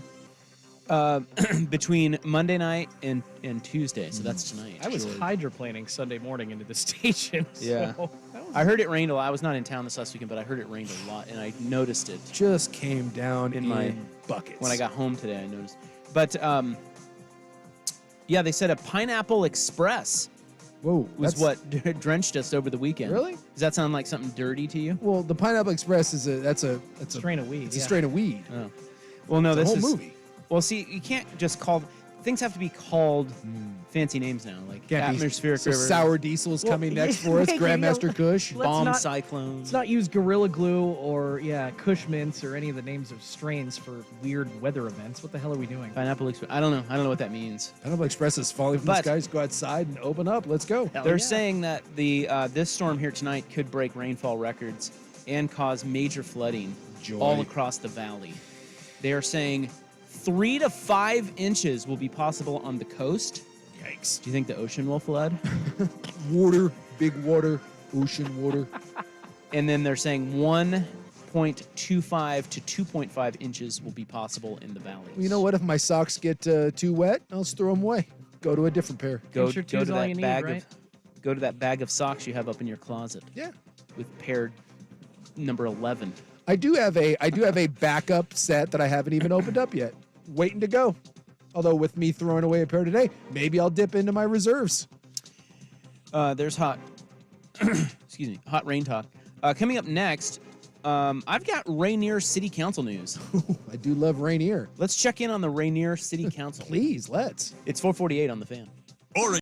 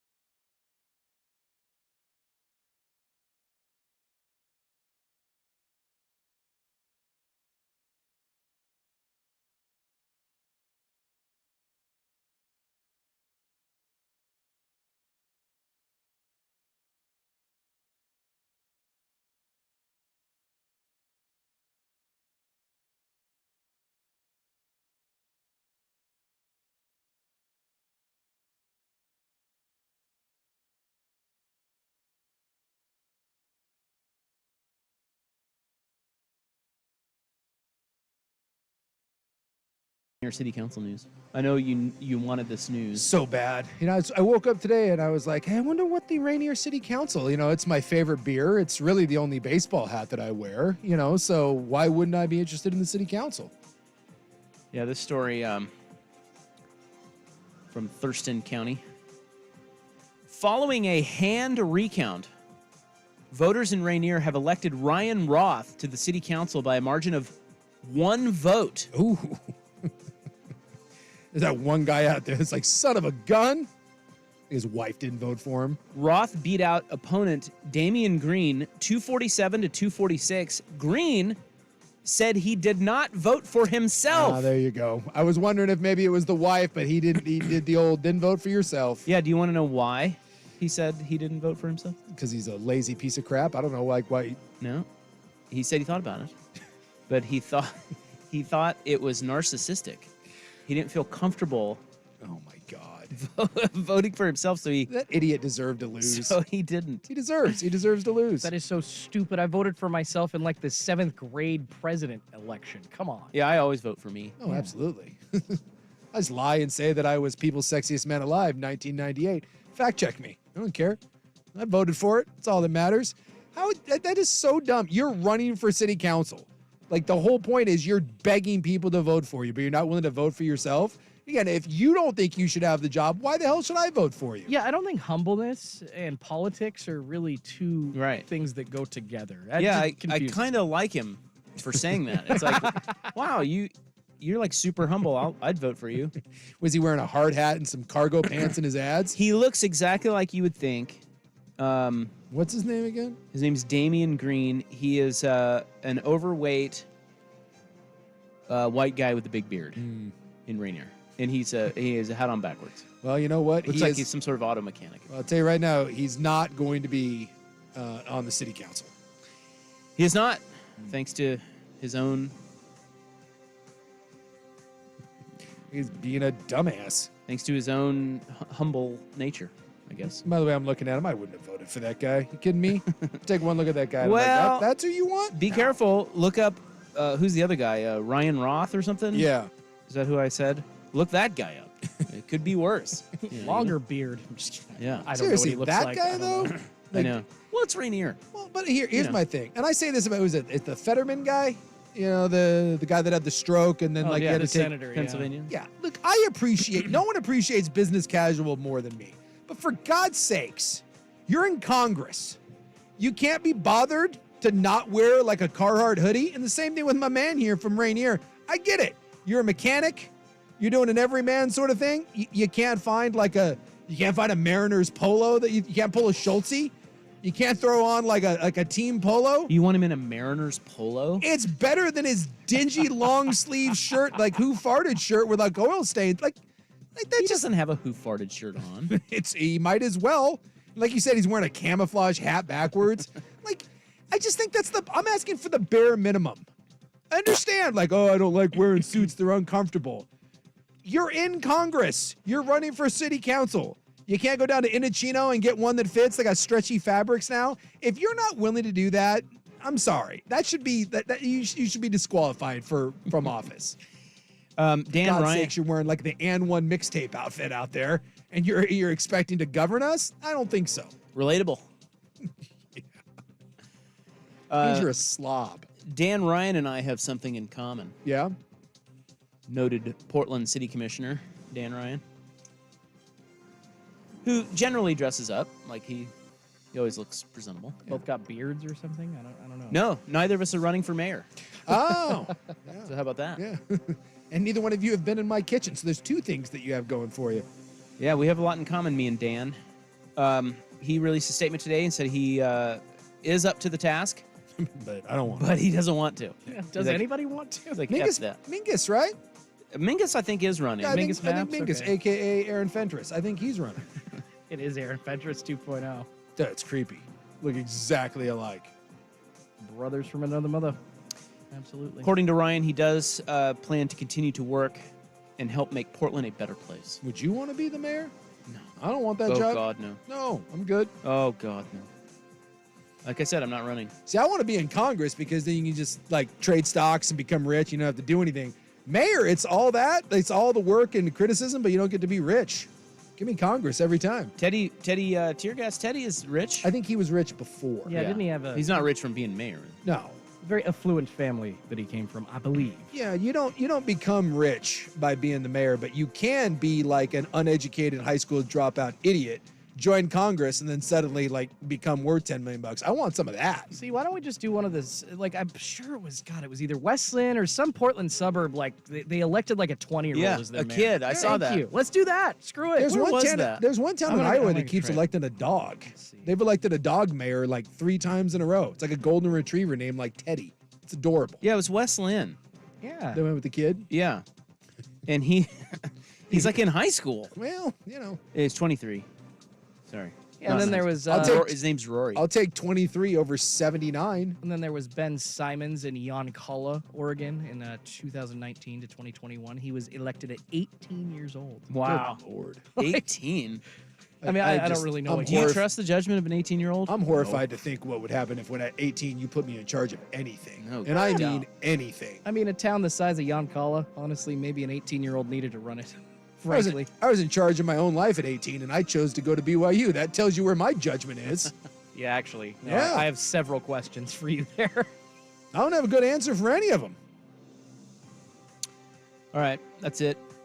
December 4, 2023 in the news. Hot 5 at 5 is coming up next. We have the Heisman finalists, Mariners trade, and all kinds of transfer portal news. Next on The Fan. Colder weather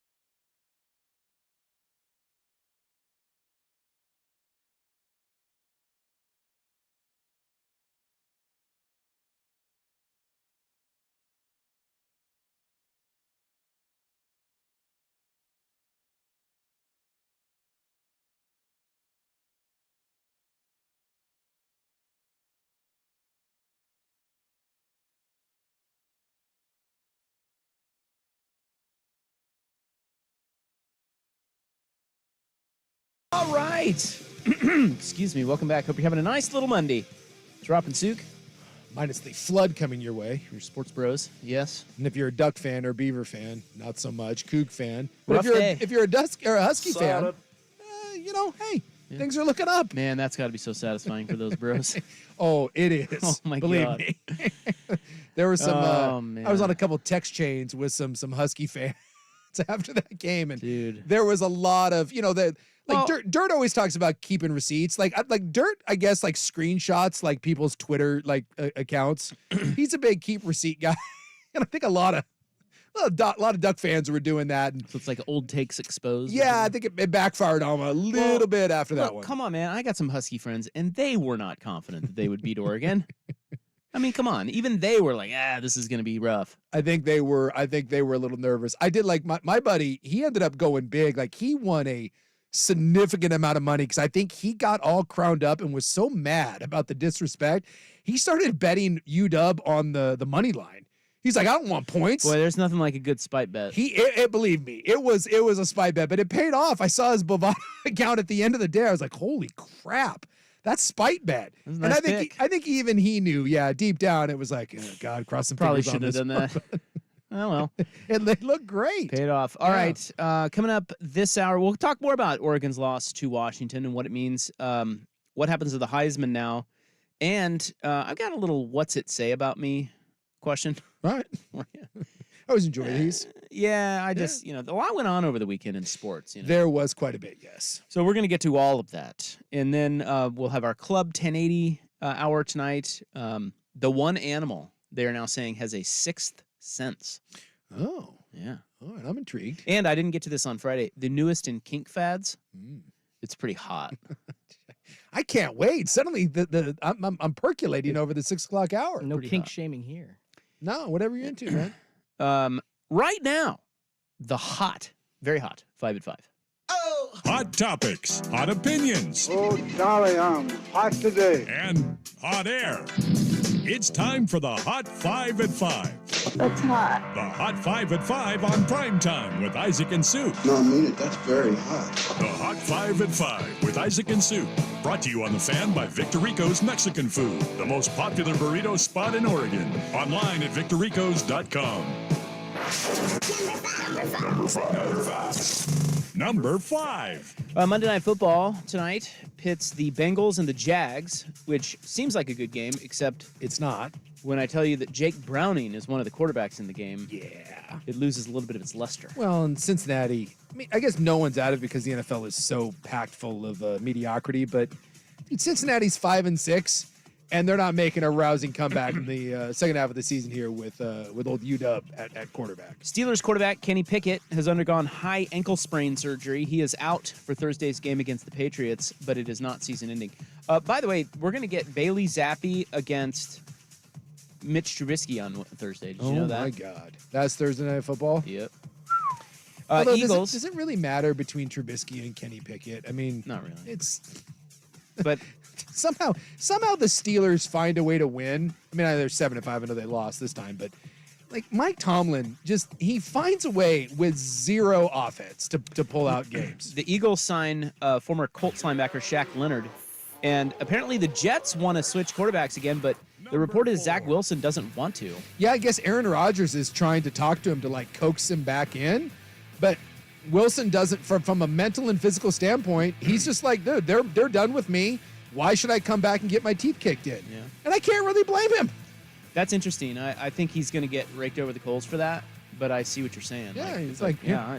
Playing behind that line. Actually smart. Yeah. Mariners have traded Marco Gonzalez, Jared Kelnick, and Evan White to the Braves for right-handed pitchers Jackson Kowar and Cole Phillips. Salary dump. So it's over. The Jared Kelnick era has not become. Yeah, even Dipoto came out and said that he understands people's frustration, but he wants everyone to know they're trying to build a young, exciting team, and he said they're doing the best with the cards they've been dealt, whatever that means. That was The Scott era Service. has become. And he's a moron. Scott Service is a moron now? Yes, he's a company toting, just to say whatever he can say to keep his job. He's not going to come out and asked for more firepower? Dude, I'm sorry. You Mariner fans, if you're bitching about this trade, who cares? Marco Gonzalez sucks, Jared Kelenic sucks, and Evan White sucks. 2 out of the 3. And guess what? The 2 agree. pitchers they got back suck. Well, you're right about that, too. Also, the latest on Shohei Ohtani, the sweepstakes there is that they're saying now it may drag out past this. They're at the winter meetings right now. So they're saying it's going to drag out past the winter meetings. 4 teams appear to be the front runners for his services. The Dodgers are the favorite. Giants are serious. Also, the Jays and Cubs. Well, the Jays would be interesting. No one thinks about that, but Toronto is one of the most international cities in the world, and it's a sneaky little. But no one goes to Toronto. He ain't going to Toronto. I wouldn't think so. Those fans don't deserve that. Well, taxes too. Blazers forward Jeremy Grant is in concussion protocol. Meanwhile, they're saying Anthony Simons could be back Wednesday at Golden State. Scared me a little bit. You know, they were starting to play some good ball there, and I didn't like the way that was going. And then luckily they managed to pull out another defeat against the Jazz in overtime. So I don't like that win total creeping up there. You guys play in quarterfinals tonight. Oh, I love how media members are still trying to make this a thing. Oh, it's a thing. I think Sprague keeps, he's into it. Yeah, well, they cleared the deck, so you got 2 quarterfinals tonight and 2 quarterfinals tomorrow, and no other games. Yeah. So this is it. This is the end of the tournament. Well, it's not the end of the tournament. It's the quarterfinals of the tournament. But the Pacers and Celtics, right now it's a barn burner, 35-34, and then later you get Pelicans Kings, and then tomorrow we get Bucks Knicks and Lakers Suns. Those are the final 8. Tell you right now, won't be watching. I'm good. I still don't even understand if these were games that were already on the schedule or not.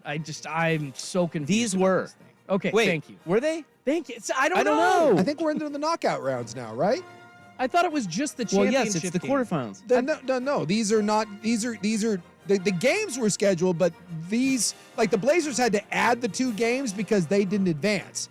So these are matchups that not necessarily were scheduled. These are the teams that have moved on. Okay. Bo Nix will play in the Fiesta Bowl against Liberty. Boy, that's an upset. He was named one of the 4 Heisman finalists today, along with Michael Penix, Marvin Harrison Jr., and Jaden Daniels. Look, I love Bo Nix. Someone needs to get in his ear and tell him, you're going to be a top 10 pick. Yeah, it's a weird one. I thought when I heard his quote after the game, I was like, oh, man, that's a guy who's done. Yeah. He ain't playing. Yeah. And then they played Liberty. I'm like, he's definitely not playing. Tell you what. And now he's playing. The game plan is, Bo, 1 step, get rid of the ball, and under no circumstances do you run. Don't get hurt in this game. No Caleb Williams for USC in their bowl game against Louisville. Oregon State going with Ben Goldbranson as QB1 in the big Sun Bowl affair against Notre Dame. They don't have a quarterback. And Oregon State did hire a new offensive coordinator today, former Beaver quarterback Ryan Gunderson, who most recently was QB's coach at UCLA. And then Kyle Devan, former Oregon State offensive lineman, will be their new offensive line coach as well. So the transfer portal is open for business. Oregon State does lose quarterback Aiden Childs, who is expected to follow Jonathan Smith to Michigan State. DJ Uiagalelei is also in the portal. The Ducks lost 4 guys today, wide receivers Chris Hudson and Ashton Cozart, and then safeties Damon David and Brian Addison. But this is like Ohio State lost a bunch of kids today, I think 8. But again, this much like Oregon, these are kids that had never developed or had fallen out of favor, like with Hudson. And coaches actively unrecruit their roster. They let the kids know it's not going to happen for you here. It's in everyone's best interest. Let's move on, and we can bring in your replacement. So I think sometimes people look at the portal and they're like, oh, my God, former 4-star kid. Yeah, Oregon's not sad that anyone of these players is leaving. Utah lost 2 quarterbacks because, Cam Rising announced he's coming back. Yeah. So Nate Johnson and Bryson Barnes have entered the portal there. Yeah, the pig farmer's gone. Boise State quarterback Talon Green has entered the portal. Now, he played in high school with Damian Martinez, so some talk of Oregon State there. Possibly Michigan State will be after him too, Jonathan Smith. And then Oklahoma's Dylan Gabriel has hit the portal. Yes, and there's some, he may be the number 1 guy, him and Riley Leonard, the Duke quarterback. And he's been linked with Notre Dame and A&M, which is where his head coach ended up going. But Gabriel's name is right there at the very top, and Oregon and USC are 2 programs that are supposedly very, very interested in his services, and he's interested in theirs. And then, of course, Cam Ward is getting a lot of interest. And then out of UW, the scuttlebutt is that Will Rogers, who is the quarterback for their current running back at Mississippi State, Dylan Johnson, that Will Rogers will be coming to UW. There's a lot to keep track of here because I think there's over 1,000 kids now in the portal and more coming every day. There's your Hot 5 at 5. It's brought to you by Victor Rico's Mexican Food, the most popular burrito spot in Oregon. Order now at victorricos.com. Let's get back to Oregon, Washington, and what happens to the Heisman now. We'll get to those items next on The Fan. It's The Fan.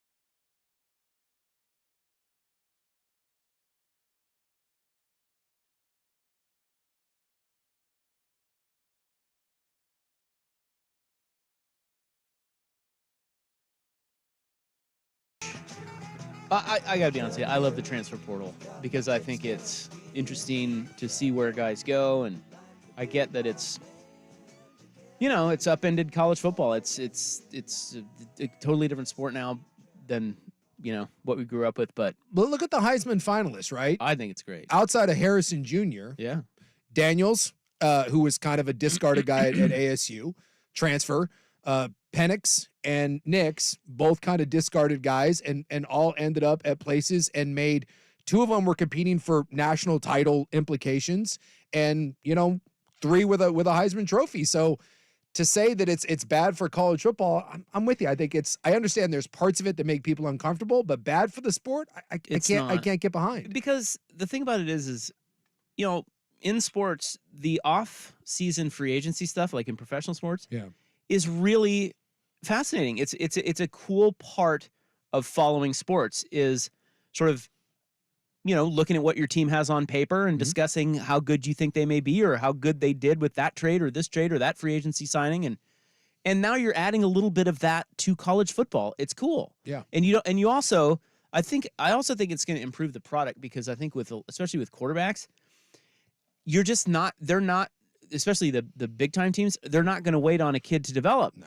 So you in other words, your year is almost screwed if you don't have a quarterback with a lot of experience who's pretty good. Yeah. If you're an Oregon or Ohio State or whomever, right? So obviously there are going to be some schools that have to go about it a different route. No question. But I just feel like the top end of college football is going to be phenomenal every year now because they're all going to have damn good quarterbacks. Yeah, let's take because they just go into the transfer portal. Yeah, you take, for example, a team like let's take Oregon and USC for lack of just from a local standpoint here. One team that had a great year but fell short of their mark and looks at this team next year and goes, God, how do we not take a step backwards? Well, normally we would have said you're either going with Ty Thompson, who people aren't necessarily thrilled about, although maybe that's unfair to him, or you go with a young guy and you're going to go through some growing pains, right? So there's maybe a step back. But then you say, well, what if we go get Dylan Gabriel, who's going to be... Changes everything.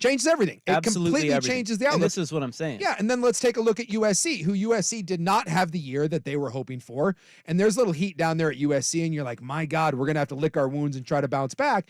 And instead of, again, having to go with a freshman with some groin pains, if you're USC, you can be like, hey, there's no reason we can't turn it around from 7-5 to actually being a real contender next year by going out and getting a Dylan Gabriel. So, yeah, it really can work both ways. The only people that it really stinks for is, the Tulanes of the world or somewhere like that, where you get a guy that pops and through no fault of his own, he's just going to leave to go to greener pastures and a better program. But that's just the reality of it. Coach has been doing it for years, so why not the players? Well, and then you get, it's like the silly season. You get all the conspiracy theories and all the people whispering, which is always funny. Like somebody said, Dylan Gabriel has already begun following a bunch of Duck players on Instagram, so everybody thinks he's coming to the Duck. Yeah.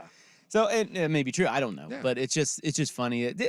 Fans love it. I mean, and I know that it's not all fans, but generally speaking, it's a fun little element of sports, and sliding that into college football is, I think it's great. And I also think it's for guys like, let's take Cam Rising and Dylan Gabriel, right? Again, just two guys off the top of my head. Neither one of those guys is an NFL guy. I mean, maybe they bum around and they're a backup, for a little bit, but neither one of them projects out to be a big time, NFL player. And for both of those guys, they're going to leave college with an education and probably $4 or $5 million in their pocket. And that was never the case. For some of these kids, this is your only chance to cash in. For Bo Nix, this is just the beginning, and Caleb Williams, they're going to go on to be first-round NFL picks. But there's a lot of college kids that this is your one opportunity to make some real money. And I think it's great that they're actually able to make money while they still have value, because in another year or two, no one's going to remember them, and they will either be practice squad players fighting for their lives for a year or two before they have to go get jobs like the rest of us, or they're just done as soon as their college career is over. And, thanks for the knee injuries and the scholarship. Now they have something a little more to walk away with. I don't know how you can't get behind that. I kind of like also that this separates a little bit of the haves from have-nots in college football. It kind of reminds me a little bit of when baseball got rid of like 50 minor league teams and 2 minor league levels, because they just don't need that much development. There's just not enough talent, frankly. So, well, you say that though because your team's one of the haves. If you were a B fan, you wouldn't be saying that. Well, no, actually, hear me out, because then the Beavs don't end up getting the Ducks just their scraps like Sean Dollars and Seven McGee, who end up at like UNLV and Jackson State, or a Braxton Paxton Burmeister, who transferred to Va Tech. Oh, then to San Diego State. Oh, then I'm going to go to quarterback or go to the NFL as a wide receiver instead of a quarterback. So I feel like it prevents that from happening for schools like Oregon State, but it also does separate the goods from the bads, which I'm sorry, yeah, these kids all deserve a shot, but I'm just, man, going from school to school to school because I just don't think that I got the chance. Well, here's your chance, prove it, and a lot of them. By the way, you can't do that. You can only transfer once. The kids that are transferring multiple times, like Dylan Gabriel, no, they're graduates. Yeah. Well, there was a COVID There was a waiver as COVID well. waiver. Yes. And I think now this is the final year where kids can use that. So. But yes, when you've transferred once, you don't get a second free transfer. And the one like some of them though are going as graduate transfers. And here's a little thing too. Most fans are casual and they just follow the top of college football or their team, right? It's like I don't know. In other words, I just think there's a lot of fans that don't care if teams get screwed out of a quarterback that they developed. They don't care because they're not going to watch that team anyway. They're going to watch the big boys. They're going to watch the tournament. 12-team tournament's going to be amazing. And it's all going to be full of transfer quarterbacks, and that's really the sport. It does, it does sort of erode the depth of the sport, but the depth was always an it was illusion always anyways. Yes, it's always been this way. I mean, it sucks that Purdue's losing an elite receiver. It sucks that Tulane is losing an elite receiver. It sucks that Baylor's losing an elite tight but end. what was Purdue's record? I mean, exactly that kid on Purdue's roster. It doesn't matter. It doesn't matter. I mean, it maybe it's the difference between Purdue being a 4-win team and a 6-win team, whereas that kid ends up at Ohio State, or he ends up at Alabama, or ends up at Florida State, or whatever. And Coleman, the kid out of Florida State. I know Florida State didn't end up getting to where they wanted to be, but him transferring from Michigan State made a world of difference for Florida State. And him being at Michigan State this year, wouldn't have done a damn thing. So you can't tell me that for the sake of the sport, not for Michigan State, but for the sport, it wasn't better that he was at Florida State than he was at Michigan State. AAA heating and cooling poll question today. How tough was the Pac-12 championship loss to Washington? Yeah. This is on X at 1080 The Fan. 37% said toughest of losses. Yeah. 26% said tough, more like awesome. That's for the the duck haters. Yeah, the non-duck fans. 19% are currently saying hurts, but it happens, and then 18% have the perspective of just tip the cap and move on. But tough one. You know, I was thinking about Dan Lanning. I was listening to my friends on the midday, Danny and Dusty, on the Fan here. I was listening to them today. I'm familiar with their work. When I was driving my car in here. Sorry, sir, I wasn't familiar with your work. And they were talking about Lanning being 0-3 against Washington. Yeah. And I just thought to myself, you know, I for whatever reason, that sucks. And they were talking about how Ryan Day is now getting raked over the coals because he can't beat Jim Harbaugh. A lot of people think Day's coaching for his job next year, which is ridiculous because his record there is absurdly good. He's amazing. Yeah. They can't beat Michigan the last 3 years. That's right. And I think Kirby Smart is 1-2 in the last 3 games against Bama, but he's like 40-0 against everyone else. He does have 2 national titles, exactly. Too. But then you had the Harbaugh thing where he couldn't beat Ohio State for the longest time. Yeah. And so it becomes a thing, and I'm not saying the Dan Lanning 0-3 against Washington isn't a thing, but I think one of the reasons it isn't quite as concerning is recruiting. Yeah. Right? I feel like he's crushing it. He's killing it. And Washington, he's beaten Washington in recruiting. And so I think because of that, it gives people, I don't know, I just think it eases them a little bit about being 0-3. And by the way, all 3 losses are by a field goal. But remember too that Day has been there, and like, I mean, we've seen this. Like, he's been really, really good at Ohio State, and now here we are, however many years into the Ryan Day tenure. I think if Lanning had been really good for a number of years, but had never quite gotten over the hump, and then had a losing streak to a team that appeared to be year in and year out, now you're better, where they're playing for national titles, I think they're different circumstances. If we're having this conversation 3 years from now, and Lanning is like 1-4, 1-5 against UW, I think that's a little bit different. But it's so early in his tenure that it's a little apples to oranges. But like, if you're Oregon, you can't be thrilled at the fact that it appears right now that you have a DeBoer problem and that he's 3-0 against you in very close games. Well, that's kind of fun that it doesn't seem like either guy's going anywhere anytime soon. No. You know? And so now they're just getting started. Yeah, now you're going to the Big Ten. And by the way, it's no longer one of these either or there's a chance now if you both, you both can be in the big dance because it's a 12-team playoff. It's going to get that much harder because you're now playing in a conference that not only has USC and Oregon and Washington in it, but now you get to see Penn State, Wisconsin, and Michigan and Ohio State. Ain't getting any easier. If you're wondering, Ryan Day is 1-3 against Michigan. Yeah. Jim Harbaugh is 3-5 against Ohio State. So it's always a what have you done for me lately? Remember, Harbaugh at one point, Harbaugh had to take a pay cut just to stay the coach at Michigan because they were going to run his ass out of town because of the Ohio State thing. And then, of course, is the famous John Cooper bit, who he basically got fired because he could not. He was good, but he could not beat Michigan. He was 2-10-1 against Michigan. And was great and everywhere else, but couldn't beat that one team. And then Jim Tressel came in there and went 9-1 against Michigan.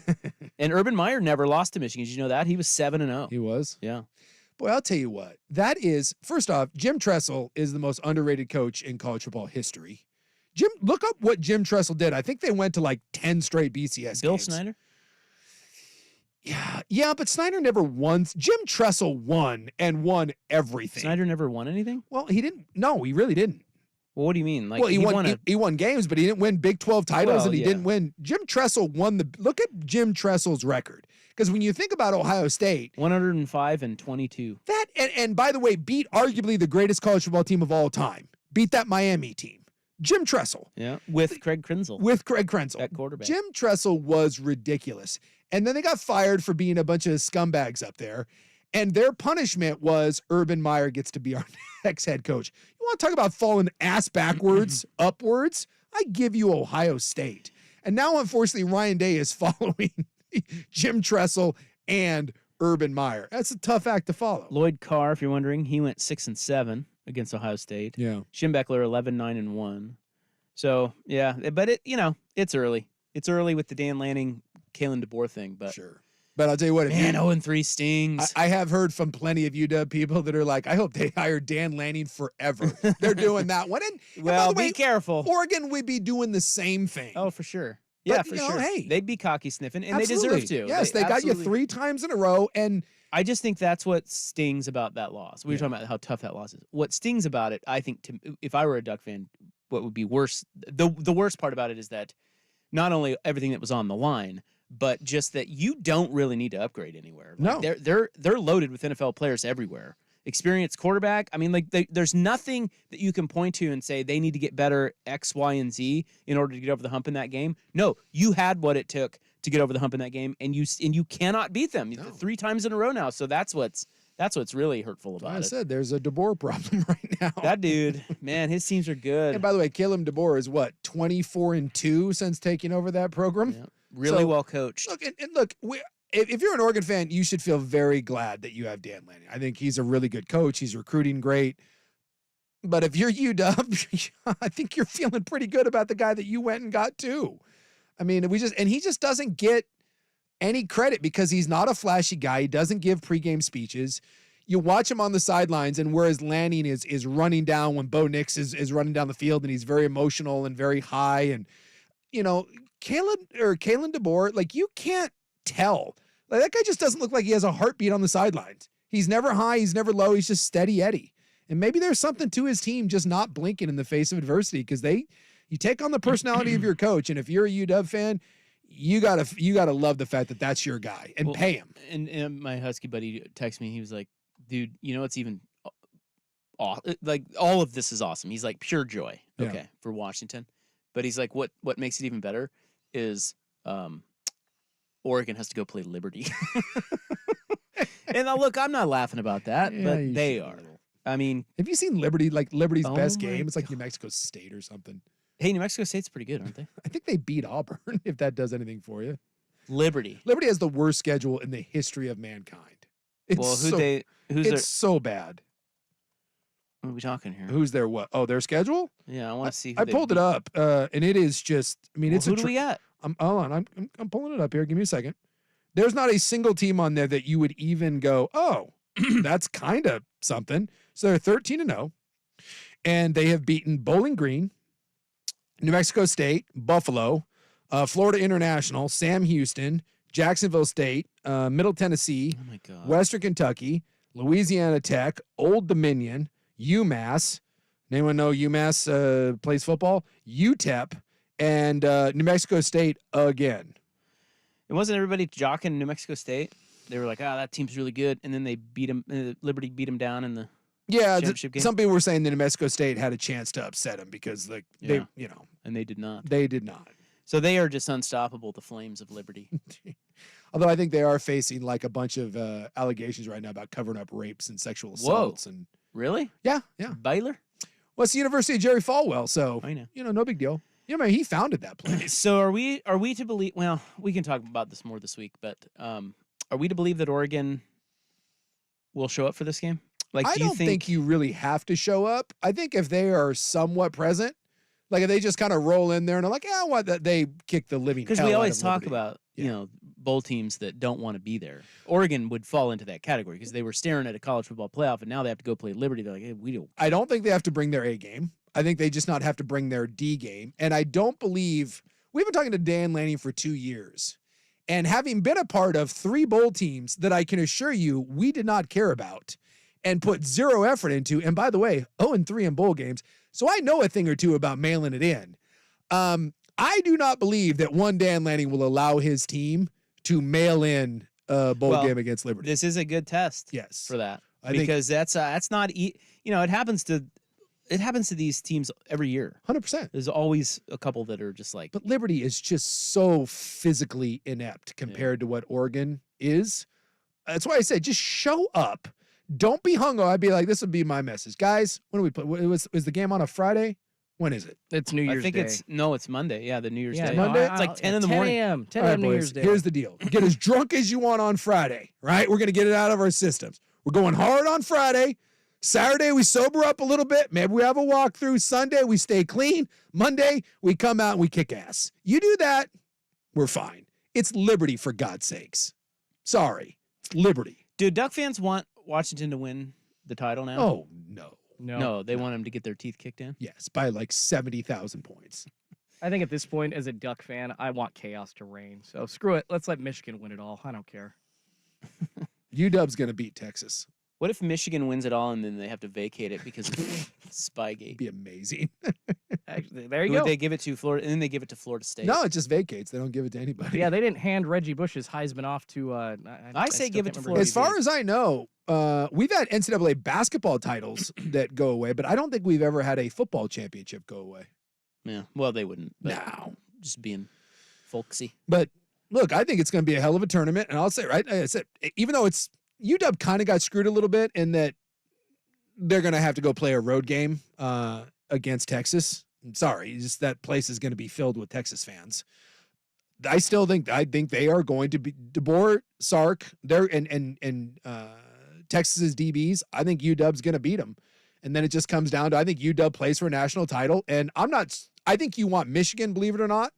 I think Bama's probably the best team left in the tourney. So I don't know who Washington would prefer. I would prefer Michigan if I'm then.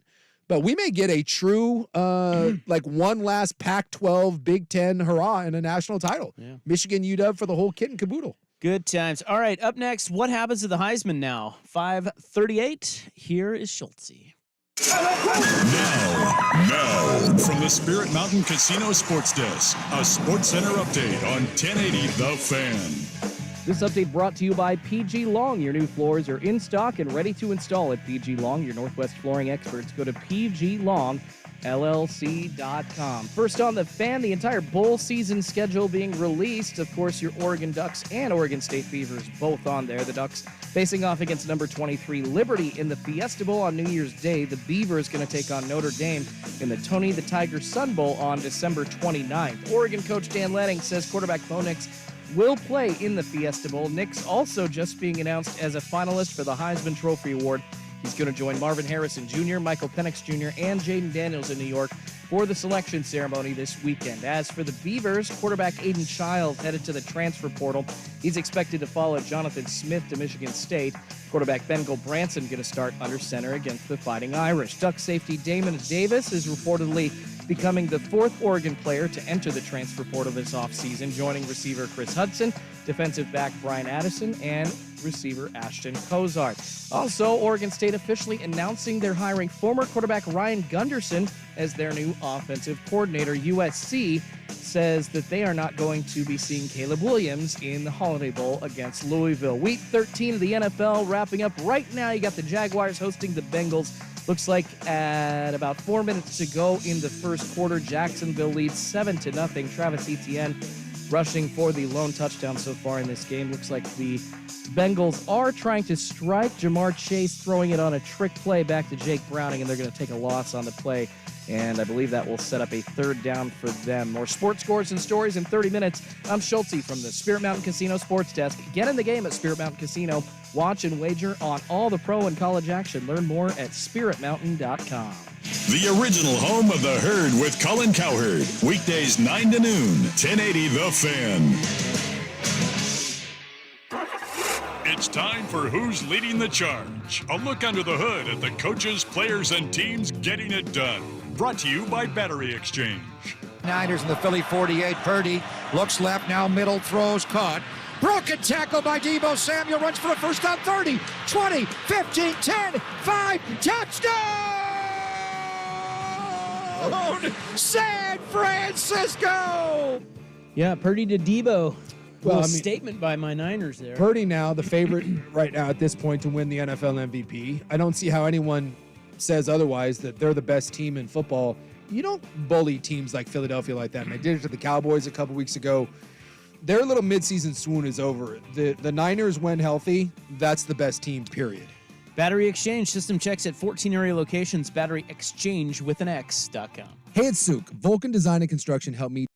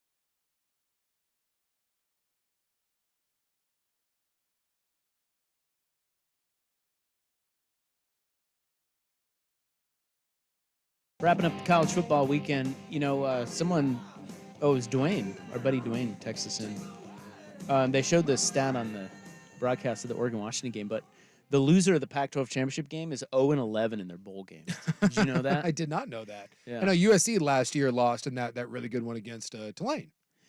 Yeah. So yeah, exactly. So I don't know, Liberty Bibberty. Watch out, buddy. Have we ever had a team play someone as crappy as Liberty? That's a good question. The Pac-12, the Pac-12 championship game loser. Yeah, I'd have to look. Probably doesn't play many games that are. Yeah, I just would have to look. I'm not bad. trying to take any shots at Liberty, even though I am taking shots at Liberty. I mean, they just don't physically belong on the field. Aren't they good every year though? With Oregon? I think they're okay. I mean, I feel like they've had a pretty damn good run here. Should we play the fun game of the last time Liberty beat a team that we thought like anything of? Yeah. I can go back and look at their. I want that. I'll look at 2022 I need that in my life. because I just Wasn't Hugh Freeze their coach, right? Hugh Freeze was their coach. I thought they won not a big, but I thought they beat somebody in a bowl game a couple years ago, but maybe I'm wrong. I can pull up. So in 2022, they lost to Wake Forest, although it was close. Does that do anything for you? Hey, they beat BYU. Okay. Yeah. So right now, the best I've got you is they beat BYU. Is that? Are you looking at just 2022? No, I went. Yeah, now I'm at 2021. What do we got there? What we got? Tell me about Liberty. No, nothing. So let's go to 2020. I think you might be hanging your hat on that big BYU win. Does Syracuse do anything for you? No. No?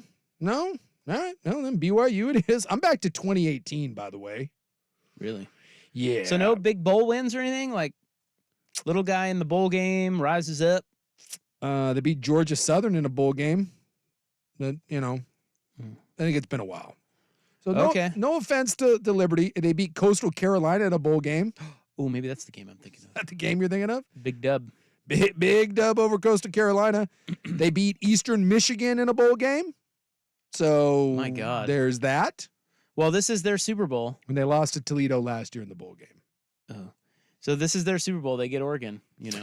Like it's. I just think in these games, dude, if you're Oregon and you have any amount of pride, run the damn ball. Just turn around and just shove it down Liberty's throat. Because I'm guessing their D-line averages about 270 across the board. What do you think DeBoer is going to get paid now? Somebody was asking that. A lot. So he only makes a lot. So Lanning makes $7 million a year. I think if you're DeBoer is at $4 million a year because they gave him a raise last year. DeBoer also is the one that when someone asked him about the future, he was like, "Well, I'm talking to our guys, and it's our intent that we're both going to say here. I have every intention," which is quote for pay me. What's Lanning at? 7.25. I'm guessing if I am DeBoer's representative, I'm like, I believe Dan Lanning's making 7 and some change. How about we start at 8 because I beat him 3 times in a row, and screw you, $8 million it is. Well, do you think that they? And I would also say this: you better sign me before we play in the bowl game because if we beat Texas, that number just went to 9, and if I win a national title, that number goes to 10. So sign me now. That's what I was about to ask. Was do you think that they are going to try to get this locked up because if he wins a title, I would. You have to pay him more. I 100% right now would be like, guys, every minute that we wait, his tag keeps going up. So just pay the man. You're going to have to. He's not accepting anything less than Lanning. He's going to be the highest paid coach along with Lincoln Riley, and he deserves to be. He's 24-2. He's playing in the college football playoff. Pay him. You started out at probably let's go like 7-7. And the year after that, it's 8-2. The year after that, it's 8.5. And the year after that, it's 9. And you move on. Someone asked, why did they put Liberty in this game anyway? It's because they were the top group of 5. Yes. The highest ranked team in the college football playoff rankings from the group of 5 gets to go to a New Year's Six Bowl. Yes. And they put Liberty. So for the longest time, we thought when we found out that Oregon was going to the Fiesta Bowl, they were going to play the top group of 5 team. We thought it was probably going to be SMU. Yeah. But they actually rated Liberty ahead of SMU by 1 in the last ranking, and so that put Liberty into the game. But if you're a Washington I'm just fan, looking this up real quick, and I looked at Liberty starting. They play a 3-4, and their nose tackle weighs 270 pounds, and their 2 ends weigh 255 and 275 pounds. Ooh. Run the football. You have your two tackles alone probably outweigh their front 7 combined. run the ball. If you're a Washington fan, do you go to New Orleans or do you risk waiting for the title game? So what do you do? One of my dear friends, diehard Husky, went there. Wife went there. Kid went there. They are pausing on the Texas and holding out for the big They're one. going to wait. They've already bought their flight to to Houston for the national title, and they can cancel it. Yeah. So, but they're already booking Okay. the Houston one, and that way, if it comes through, they won't get price gouged. But they are not doing the Texas. Well, that's just them, though. I'm talking about. They're amongst a group of. I mean, they're well connected up there, and that does appear not for all, but I think a lot of UW fans are doing the. If we're going to go, we're going to go to the big one. And That was always tough for us Kansas fans in the Final Four. Yeah. It's like I don't know. Do we go to? Well, the that's semi? a lot of time. It's a lot of money. New Orleans, by the way, is really hard to get to. But that's over a weekend in the Final Four basketball. Yeah. You can go to. It's the same city, and you can go to both games. This is not. This you cannot. And there's UW fans that are lobbying Alaska Airlines to put together extra flights because it's really hard. As someone who likes going to New Orleans, it's not an easy place to get to, whereas Houston's a direct flight. So I do think the crowd and this is why I said I think UW got jobbed a little bit, because Michigan wouldn't choose the New Orleans because that's an Alabama home game. So Michigan gets to come out to the Rose Bowl. I think that crowd's going to be 70-30 Texas. It's going to be Texas heavy. It will be. All right, what happens to the Heisman now? We'll get to that next on the Fan. It's time for a Ducks Report, the inside story on Oregon athletics. Brought to you by Mods PDX. The future of building is here. I can't say definitively that Bo Nix wants to go play in this game. He told his teammates the same thing. This morning when we met as a team, I think he wants that opportunity to go out in the field one more time, and there's several other guys that have made that same decision. Yeah, it's Dan Lanning. Bo Nix is going to talk with his helmet. Yes, and that's the other reason why as long as Oregon just shows up, Bo Nix being in this game, that's a difference maker. I mean, come on. No offense to Liberty Bibbity, but it's Bo Nix, for God's sakes. Mods PDX, the future of building is here. The College Football Playoff Committee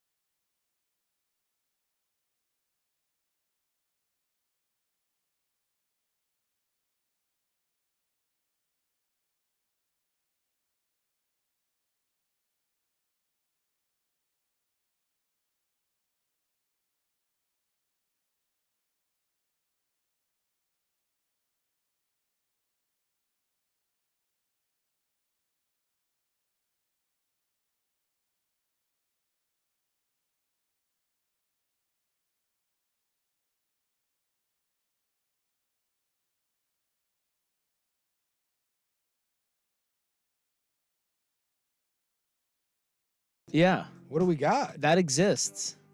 Well, number one is the Georgia Southern win. That's the number. The That's bowl it. game we referenced. 2019. Yes, they're saying that is the biggest win in Liberty football history. Why? I don't really know. Well, I guess because let me read you the other ones. The other ones are Coastal Carolina. Again, another one that we referenced. Well, no, this is a different one. This is in 2000. That was a different bowl 14. game. Okay. Baylor. They did beat Baylor. There's one Power 5 on there. Oh. They did that in 2017.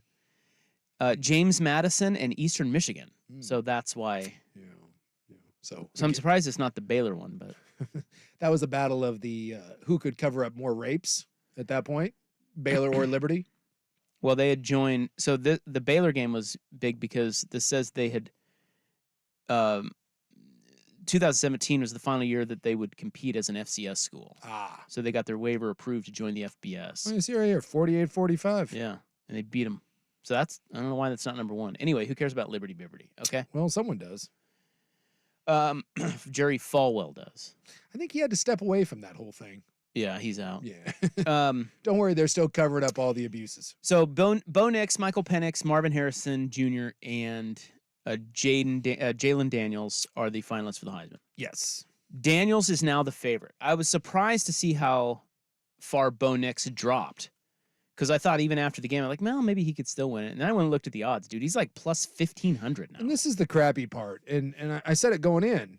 Like, it was his to lose. He was the favorite. He had all the momentum in the world. He didn't play bad against UW, but I think it came down to, who won that game. And it's unfair because, look, Jaden Daniels has been phenomenal all year, but he got to sit on his couch and basically win a Heisman Trophy because Bo Nix couldn't get over the hump against UW. Look, Bo Nix did not have a great game.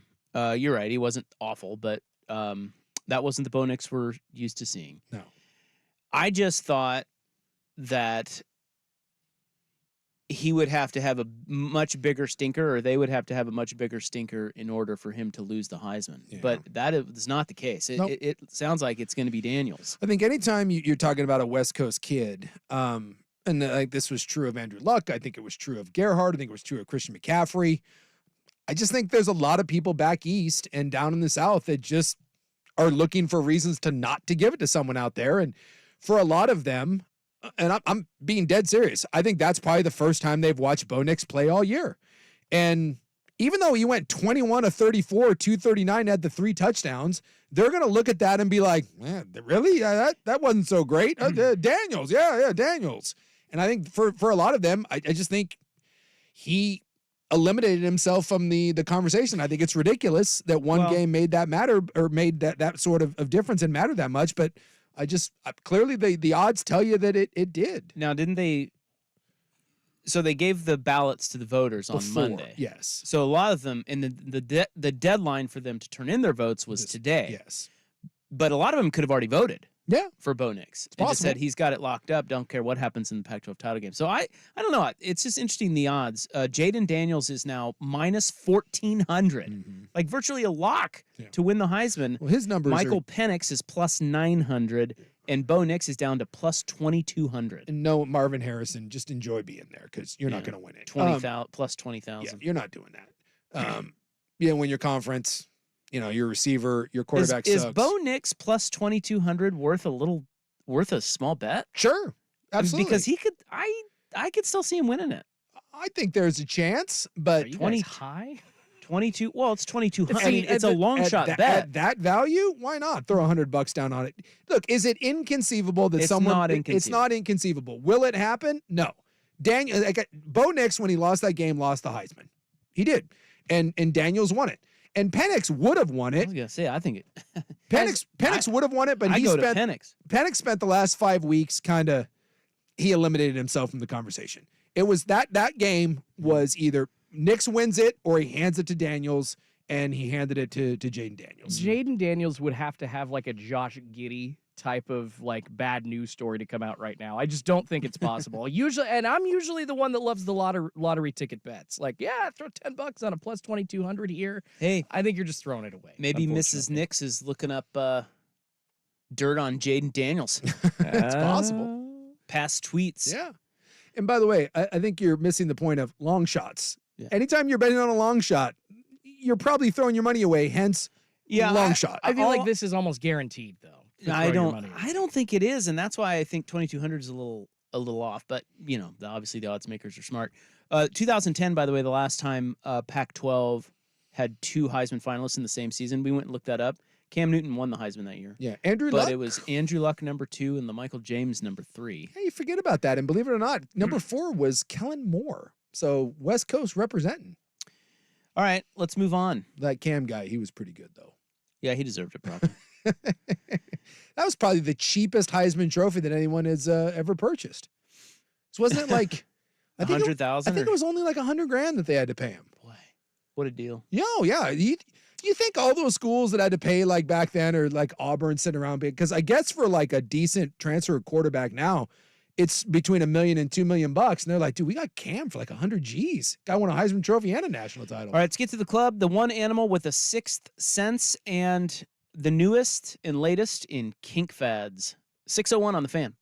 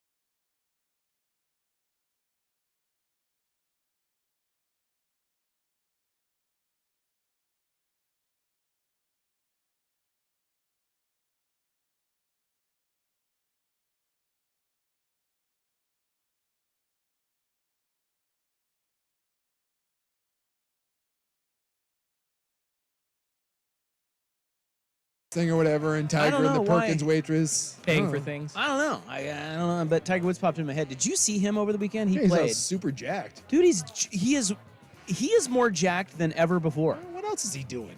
He can't run. Might as well lift weights. They said he has a 29-inch waist.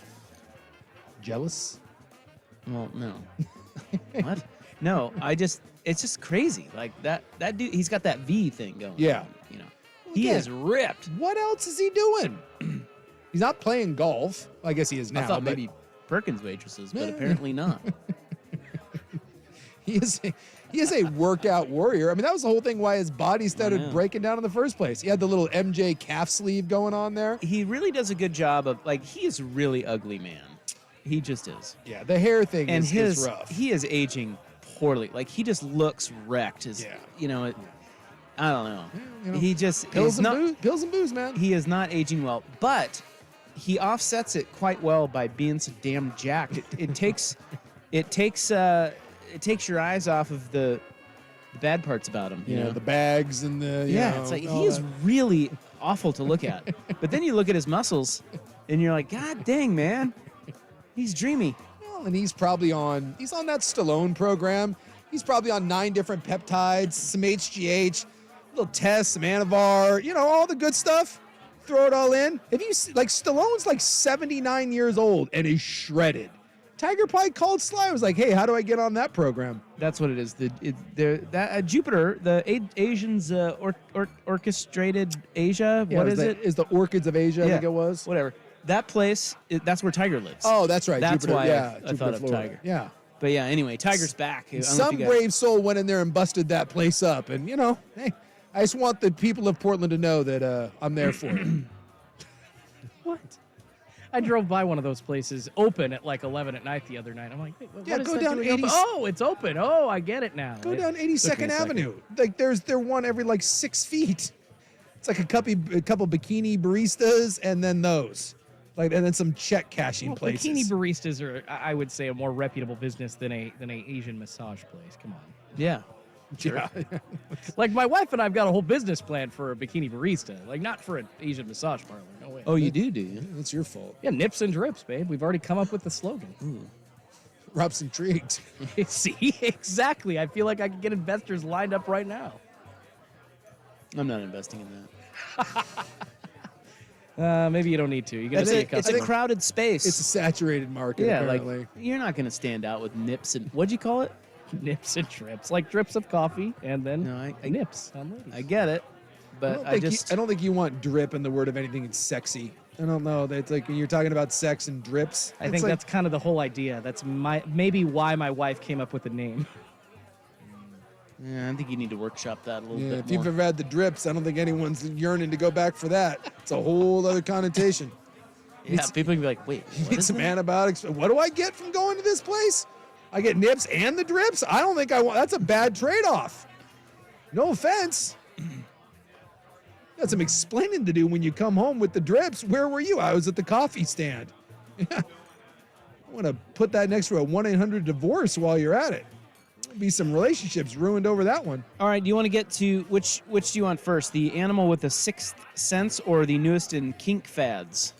I think I know what you're going to choose. But Well, I to be honest with you, I'm more interested in the animal thing, but I feel like we're on a certain topic right now, and it'd be weird to go to animals and then back. So why don't we just clear out the drips portion of this program, and then we move on to the animal news. Okay, I want you to start thinking about what what would be the latest in kinks? Yeah, like think about something that would hasn't be new. already been done. I feel like the internet, everything's been done. We have brony conventions, man. I know, but do we? You haven't seen the My Little Pony things? When and where? Oh. I saw one up close and personal once. No, I'm just saying, like, yeah, this is kind of a of the new times thing. sort of thing. Okay, I'll try to. I want you to noodle with that. Okay, of the time, so it's got to be something Yeah. that's a new sort of cultural thing. All right, A little bit. I I'll mean, think it's about not this. a new cultural phenomenon, but it's heightened in the last 5 to 10 years. It seems. I got an idea. and now people want to do it Okay. with, All with right. this All right. along these lines. Is this a food thing? No. Okay. Look at Schulte going right for food. What do you mean? No, What were you thinking I of? think we know what Schulte's doing at his house. No, that's age old, right? Like I would think so. sex and food. Yeah. They go hand in hand. Schulte likes a good hot pastrami. Not really in my house, but No, not at You like all. the cold cuts, do you?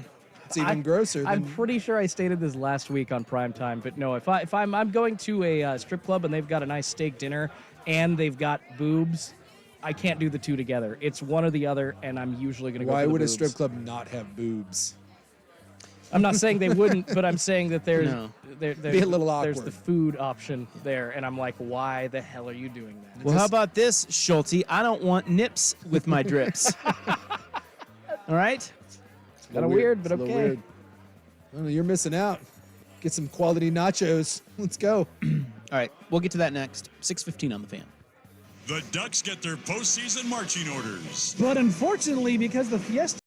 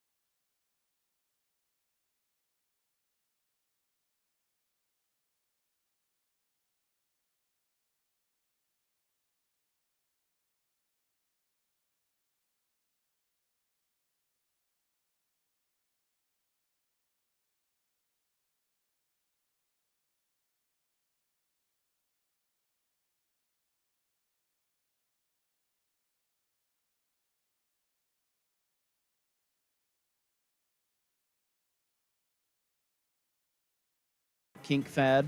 Yeah, it was weird because I was trying to think of something that would be like fairly recent, like in culture, but then I started thinking about like something in like COVID, like Zoom, but that's just like chat rooms, right? And hasn't that always been? People been Skype sexing for like years, yeah. Right? Okay. So I wasn't certain that would be anything, and like you said, it wasn't food. It's not food. With Schultze, although we know that Schultze's all about that, and I just couldn't really think of anything that's like in culture lately. So this was published in the Washington Post, and they call it an eye-popping report on the rise of political humiliation kink. Oh, so if you're So a this Democrat, you want a Trumper to like? Yes. Yes, Whoa. exactly. So I don't even know if can I say this word? I don't know. shouldn't. I will have the dump button. ready. Careful. Well, it's the, you know how,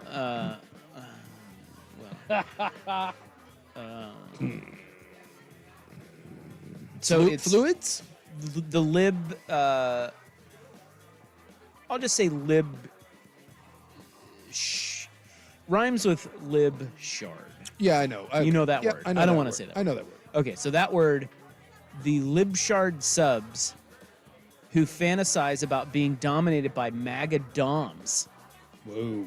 Oh my god. And vice versa. So you put on a Trump wig and like. Well, but it works both ways. So she opens her art. So the journalist is Hallie Lieberman. So I put on liver spots and I fake like that I'm going to break my hip like on top of you. That's the other one? She opened her article with a transcript from a political humiliation video, which features a dominatrix trying to persuade beta liberals to vote Republican for Daddy Trump. Wow.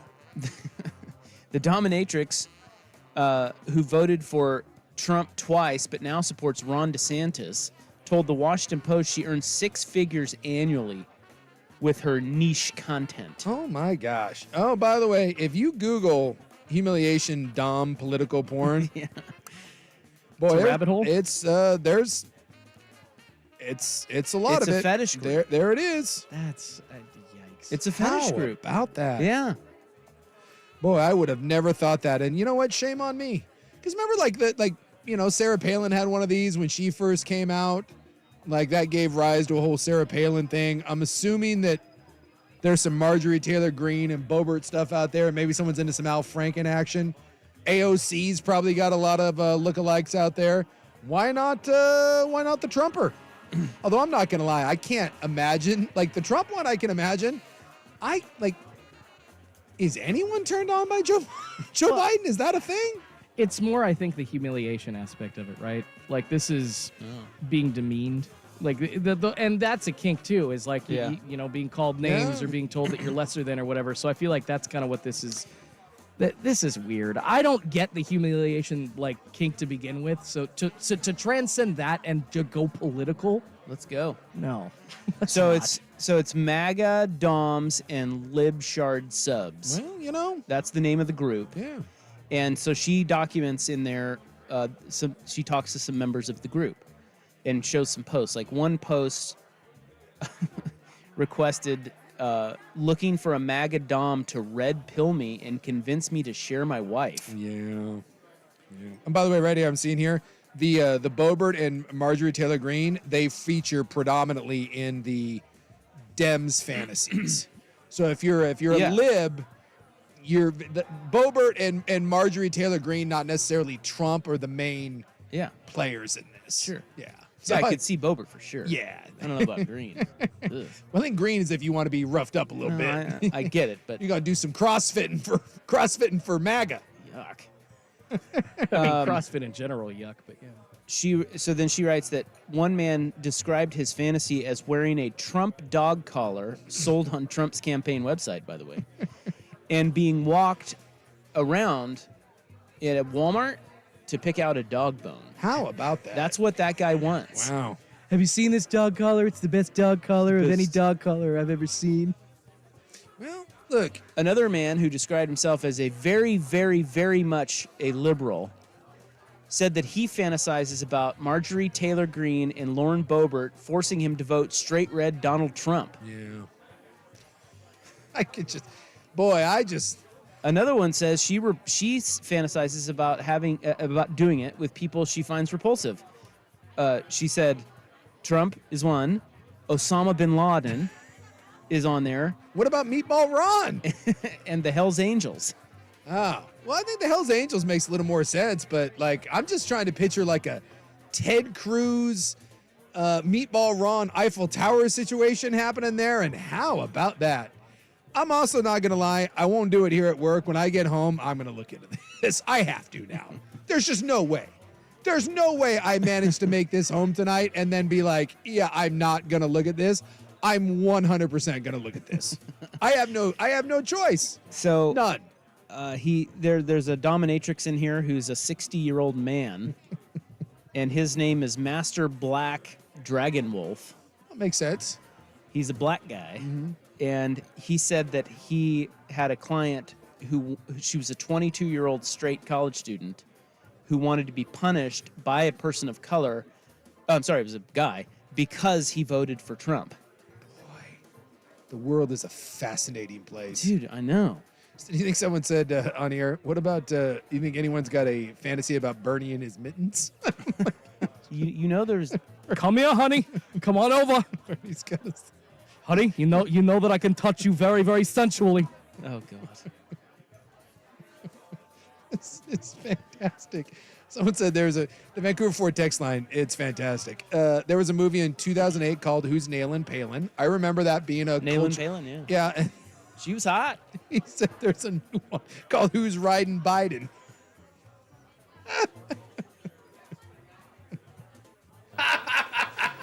Oh, God bless the internet. God bless it. So this is the thing. We're all weird. I think it's great. Fear turns people on. This is just... Whatever you want, man. Well, I've long said I don't that care about your kinks. Yeah, we have to find some middle ground, right? We have to find something that brings us together. You can't just sit there and ignore the other side because they're not going anywhere. Like, you're going to have to coexist with these people. And maybe this is it. This is eventually what brings us all together, is just being filthy animals, and we can agree that, political porn kink. Maybe this is the first step to bringing this country back together. Hate brings attraction, right? That is a saying. So, Yeah, I make it think happen. for some people. Boy, I'll tell you what, I can't think of anything more repulsive, but, hey, to each their own. Not here to judge. As a wiser man than me once said, I was put on this earth to either assist or get out of the way. Don't be a goalie. I'm trying to think of who I'd rather do. Well, like out of Bobert or No, the other one? The answer Unfortunately, is Bobert. Unfortunately, I was thinking Trump or Biden. Oh. Yikes. Yeah. But I'd probably have to go Sleepy Joe. I think I'd go Trump. I'd get some money out of it at the end. So, Dude, that guy, can you imagine him naked? yes. I want you all to picture Donald Trump naked right now. I think a lot of people have. Stormy Daniels gave us a play-by-play. I think him and Harvey Weinstein Gross. look very similar with their big old bellies. You ever been to like a gym sauna? What if Biden's packing heat down there? Well, then it hangs With his down to his shredded toes. 80-year-old abs. Sleepy Joe. I'll bet you that RFK, I bet he's got, dude, that dude's like 70 and he's put together. I bet he's figuring into some of these things. That dude's taking his shirt off left and right. I mean, Jose Canseco says the steroids make it bigger, but your testicles smaller. So at least if you're RFK, you're taking all those roids, it is bigger. No, there you go. Wait, steroids grow your ween? Yeah, so they do make your ween a little bit bigger, but they make your testes shrink up into little raisinets. It's like that old Robin Williams joke. Big old head raisinets, you're out. Maybe it makes everything look bigger. I don't know. Yeah. Advantage that. It's weird. It's all weird. This whole thing is weird. Everything's weird. This whole thing. But look, all you have to do is like go look at you can say all you want that Trump like naked. You're like, oh my God. Look around when he goes to those political rallies though. Dude, that guy's got women fawning over love him. Yeah. Because he's so I don't know. He's so masculine. tough. They always have like photos like of him like photoshopped on like Stallone's body, like playing Rambo and all that. The amount of they think it's sexy. The amount of fantasy that goes on there, boy, it is something else. All right. Animal news is coming up next. Let's get to Schultze with sports. Now, from the Spirit Mountain Casino Sports Desk, a Sports Center update on 1080 The Fan. This update is brought to you by Vulcan Design and Construction. Check out their award-winning outdoor living designs or schedule your free design consultation at vulcandc.com. First on the Fan, the entire bowl season schedule release that includes matchups for Oregon and Oregon State. The Ducks facing off against number 23 Liberty in the Fiesta Bowl on New Year's Day. The Beavers going to take on Notre Dame in the Tony the Tiger Sun Bowl, set for December 29th. Oregon coach Dan Lanning says Bo Nix will play in the Fiesta Bowl. Nix also has been announced as a finalist for the Heisman Trophy Award, joining Marvin Harrison Jr., Michael Penix Jr., and Jaden Daniels in New York for the selection ceremony this weekend. As for Oregon State, Beavers quarterback Aiden Childs headed to the transfer portal. He's expected to follow Jonathan Smith to Michigan State. That means Ben Branson's going to get the start under center against the Fighting Irish in the Sun Bowl. Duck safety Damon Davis reportedly becoming the fourth Oregon player to enter the transfer portal this offseason, joining receiver Chris Hudson, defensive back Brian Addison, and receiver Ashton Kozar. Moving on to the NFL, Week 13 wrapping up right now. Monday Night Football in action in Jacksonville. It's a barn burner so far. You got both teams scoring a lot of points, 14 all, just about 20 seconds to go in the first half. And each running back run for a touchdown so far for Jacksonville and the Cincinnati Bengals. That's Joe Mixon and Travis Etienne Jr. Also, the Blazers throwing Jeremy Grant into concussion protocol after he left Saturday's loss to the Jazz. More sports scores and stories in 30 minutes. I'm Schultze from the Spirit Mountain Casino Sports Desk. Get in the game at Spirit Mountain Casino. Watch and wager on all the pro and college action. Learn more at spiritmountain.com. Your favorite fan shows are on YouTube. Mash the subscribe button and like us for live streaming video and 1080 The Fan on demand. It was the week before Christmas, and I'm driving around, shopping for family all over town, when someone stops short ahead of me and my friend, then crash, someone smashes my rear end. Apparently, this jerk can't drive in the rain in his truck. Now my back is hurt and I'm missing work. Like, seriously, what the heck? I'm George McCoy from Warren Allen, Attorneys at Law. A car accident around the holidays can be especially stressful. Let me and my team take on the insurance company so you can focus on the things that matter most. Call me or go to warrenallen.com. Hey, it's Suk for Toro Mexican Kitchen. Not only is it a great spot for a night out with a few friends or your best lady, make Toro the spot for your parties or events this holiday season. They have private dining spaces that can host anywhere from a dozen up to 100 people, with a menu overflowing with the bold flavors of Mexico. And if you're looking for a great holiday gift, might I suggest a Toro gift card. Toro Mexican Kitchen. Transport yourself to Baja, Mexico with delicious regional dishes and cocktails. To book your event, go online to toropdx.com.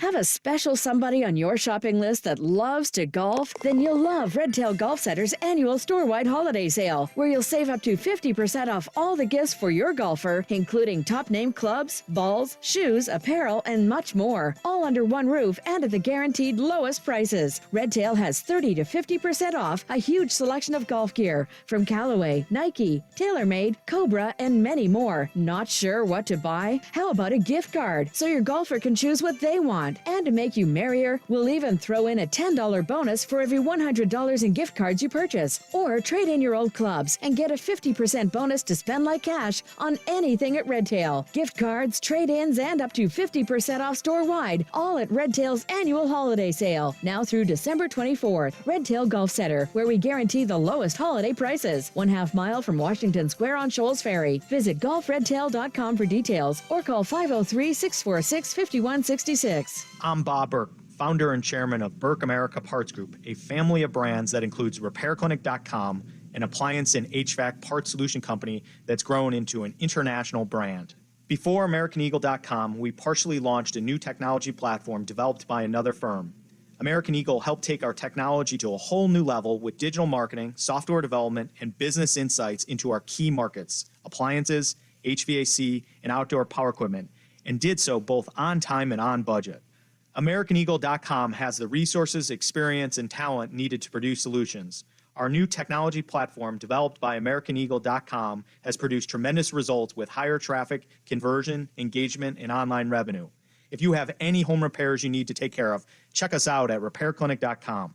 If you need a world-class website or technology project, then I would highly recommend AmericanEagle.com. Call AmericanEagle.com at 773-NETWORK. That's AmericanEagle.com, 773-NETWORK. There are good gifts, and then there are great gifts. I just shopped at Kohl's, and let me tell you, I found some really great gifts. And all for less, like 50% off Cuddle Duds bedding, a Ninja Blast portable blender for under $60, and 30% off toys. Then I got 20% off some of my finds, and I earned Kohl's Cash. Don't just take it from me. Hurry to Kohl's to get the best gifts for everyone on your list. Select styles, toys, coupons do not apply. Some exclusions apply. Offers end December 6th. 20% off valid through December 10th. See store or Kohl's.com for details. Portland, heavy rain with a flood advisory and a low of 55. Weather brought to you by Pfizer. COVID-19 can keep you on the sidelines. If you're more likely to get very sick from COVID, ask your doctor if prescription oral treatment is right for you. Visit treatcovid19.com. Sponsored by Pfizer. Club 1080 with Isaac and Suk. I love scotch. I love scotch. Scotch, scotch, scotch. On 1080, The Fan. Can I get a hot tub? Do you think Ducks Roundtable will have something to talk about tonight? That'd be my guess. Gotta polish that turd up a little bit. Oh, there will be no polishing of any turds. I promise you. What do you mean? Why not? I will ask, like, my final segment is based on, do you think the Ducks season was successful or not? But no, I'm not going to be polishing any turds. Oh, you're saying you're going to be, you're not going to be, you're saying you're going to be impartial and you're going to tell it like it is. You're going to talk about how gritty they are, fighting back. No, never giving up. I don't think I'll be accused of being impartial. No, but I will not be very happy with my Ducks. That's for sure. Oh, Schultz is calling. Who do you hate more right now? Calling them out. Your Ducks or your Mariners? That's honestly a great question. Or your Blazers? I gave up on my Blazers months ago, honestly. I think I'd have to say my Mariners I hate more. But gosh darn it, Oregon, you can't come out and play a 60-minute game. Well, if you want that kind of content, you want that hot, biting commentary, it's coming up. That's right. In 20 minutes. Schultz bringing the roundtable heat. In the meantime, we love our animal news here. Love it. I was teasing this by telling you there's a new study that has discovered this animal has a sixth sense. What is that sense, by the way? It's electric. Oh. So they can... Don't sharks have that? I don't know. I think sharks pick up on electrical current. Yeah, they're saying this about the bottlenose dolphin now. Oh, those damn aquatic animals. And they're saying it's truly shocking, these findings. But it bridges the gap between dolphins and other known electroreceptive animals and adds a new understanding of how these creatures interact in their underwater world. Intriguing. So what are they saying that the... what does it do for you? It can perceive... So it's electroreception. It can perceive weak electrical signals. So basically, it's a sensory skill that they have that they can... That's how they find their prey. Oh, I thought sharks had that, like where if you're weak or in distress, I think the sharks can pick up on that, and dolphins can too. The bottlenose dolphin, yes, but not the other lesser dolphins. Yeah, the douchebag dolphins can. Dolphins, by the way, are real sons of bitches. Like those 1970 dolphins. Yeah, dude, go look up dolphins sometime. Dolphin culture is not PC. It's rough. Yeah, it's rough out there. It is rough out there. They're a bunch of bullies, and they rape other dolphins, and they kidnap and bully, and dolphins They're are like those Trump doms. They are not your friend. So why is this such a groundbreaking thing? Now that I've presented this, I actually think it's stupid, and I don't care. Every once in a while, something goes in the notes. It's like, oh, that's cool. We could do something with that. And then you just present it, and you're like, It's like trying to tell a joke, and halfway through, yeah, you're like, it's like, I've already screwed this up. I don't know. Didn't quite hit the way that you wanted it. Yeah, it's just kind of stupid. Yeah. I don't care. I don't care about dolphins. I'm out. I like dolphins. I'm out on my own story. I got nothing against dolphins, but I do believe sharks have this exact same thing. But the dolphin, wasn't the dolphin porn that you once read? Wasn't that Dolly the dolphin? That was Dolly the dolphin. There was a man that had a long-term sexual relationship with a dolphin. Dolly. And the dolphin was the one that wouldn't let it go. He was trying to tell her, like, enough's enough. We can't do this. And Dolly was like, no.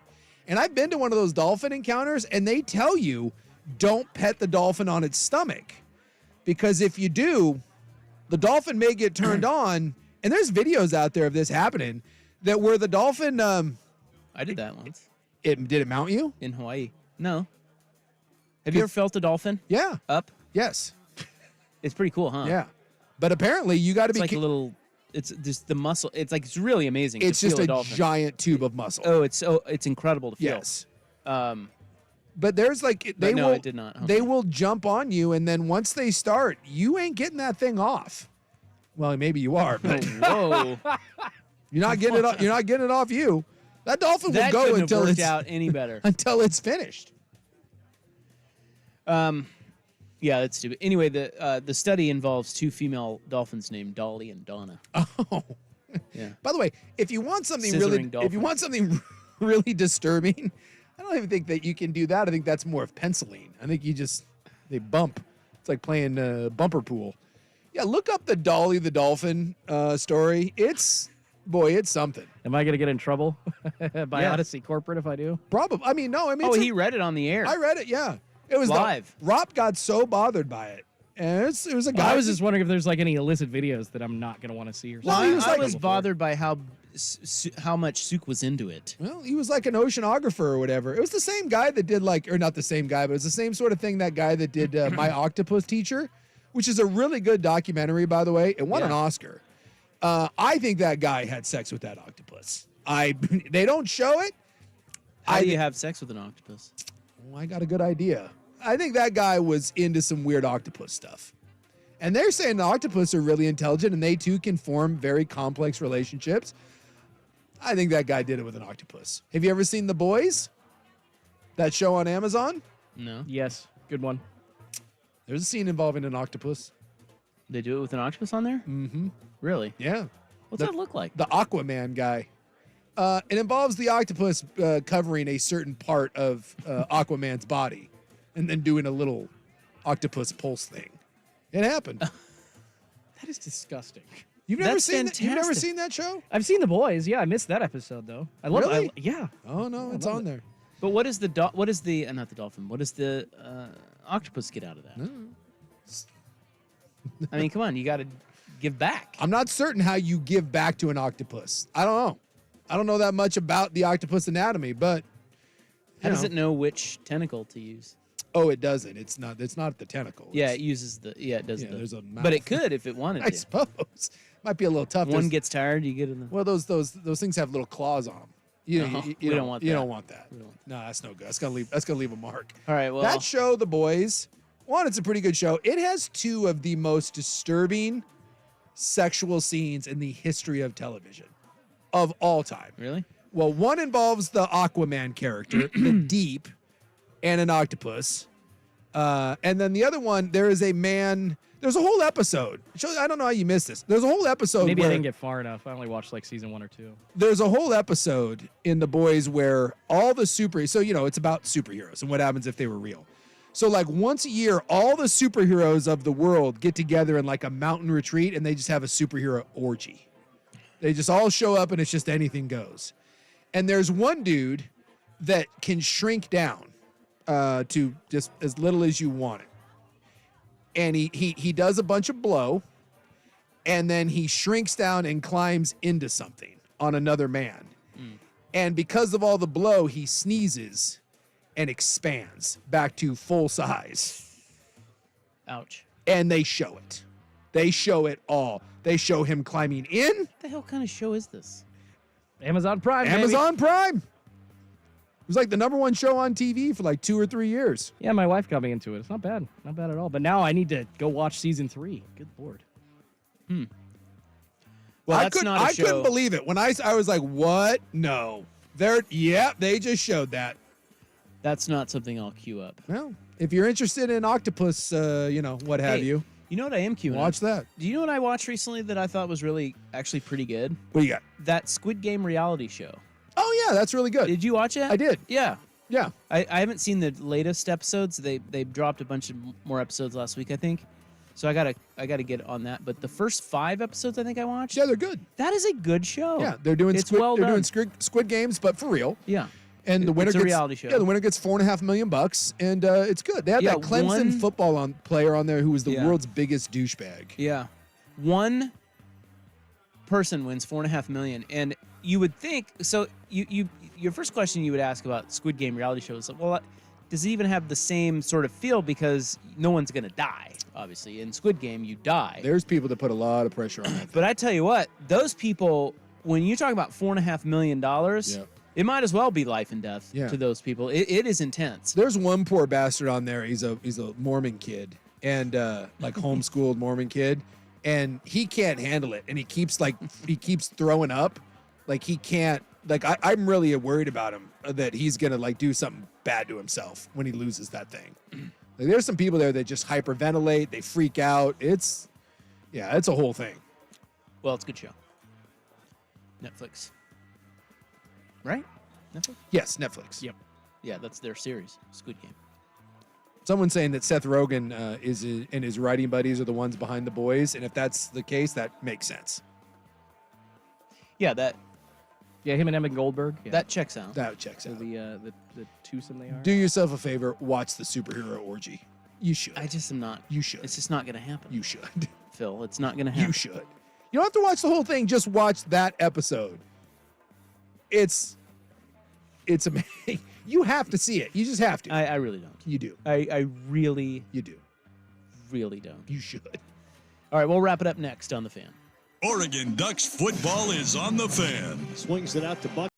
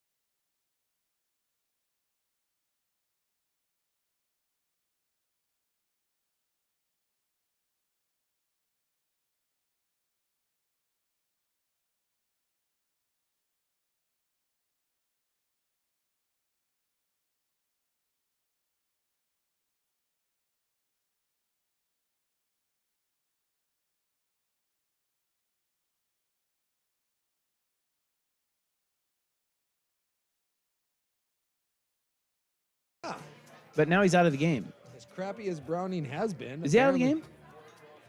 Or is that him? No, that's him. 6. Oh, okay. Yeah, he's looking pretty good. He Bengals, started out like 13 of 15. Bengals and Jags tied at 14. Ducks Roundtable's coming up next. I see where. Did you see that Daryl Hall is suing John Oates? Yeah. Did you read that? Yeah, and then I guess he got a restraining order against him. I think you were out the day we were talking about that. You guys talked about it? But we didn't really know. They just said that he had filed and gotten a temporary restraining order against him. We're like, what the hell is happening there? And I guess he's claiming that he tried to sell their music publishing rights. Oates did? Out from underneath him. Oh, damn. That's a big one. Yeah, that is a big one. So he put Really? Like cut him out of it? Not necessarily. I think he just was trying to sell them. And Hall didn't want to sell. He didn't want to sell. I can't remember which said this about the other, but they're not friends. The one did an interview early 2000s, like made it very clear, this is my business partner. Yeah. This is not That was my- Hall. Thank you. Yeah, it's Hall saying it's Hall, like, okay, first of all, this needs to be stated. For those that aren't familiar with Hall & Oates, it's mostly Hall. He's the one that did pretty much everything in that band. Or in that group. yeah, in he's that the better duo. looking, better sounding one. Yeah, he wrote everything. Like, he's the creative guy behind Hall & Oates. Oates just sat up there with his mustache and played guitar. Very But ugly looking too. and so Hall said, hey, listen, we had a good thing together as a duo, but yeah, they were never friends. And he said, Oates isn't even on my level in terms of, my creativity. Okay. Is this maybe why Oates is the one trying to sell these music rights then without I don't Hall's know. permission? I don't know. But Hall has always thought less of Oates. Well, And rightly so. I'm guessing that, like, if you look at some of the catalogs that are being sold, and maybe this is like they're saying that's a bubble because like some people have sold their catalogs in the last 5 or 6 years for just these massive amounts, and I guess they're saying that these people that are buying them aren't seeing the returns on them. So maybe like this is one more like, hey, just try to get in while the getting's good.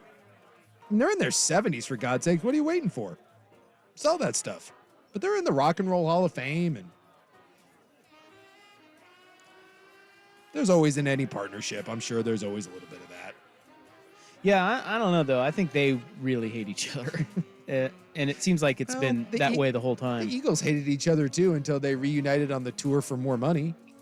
Yeah. Well, I mean, I don't think... Oasis hates each other. Now, those two hate each other. I don't think you can beat... And they're brothers.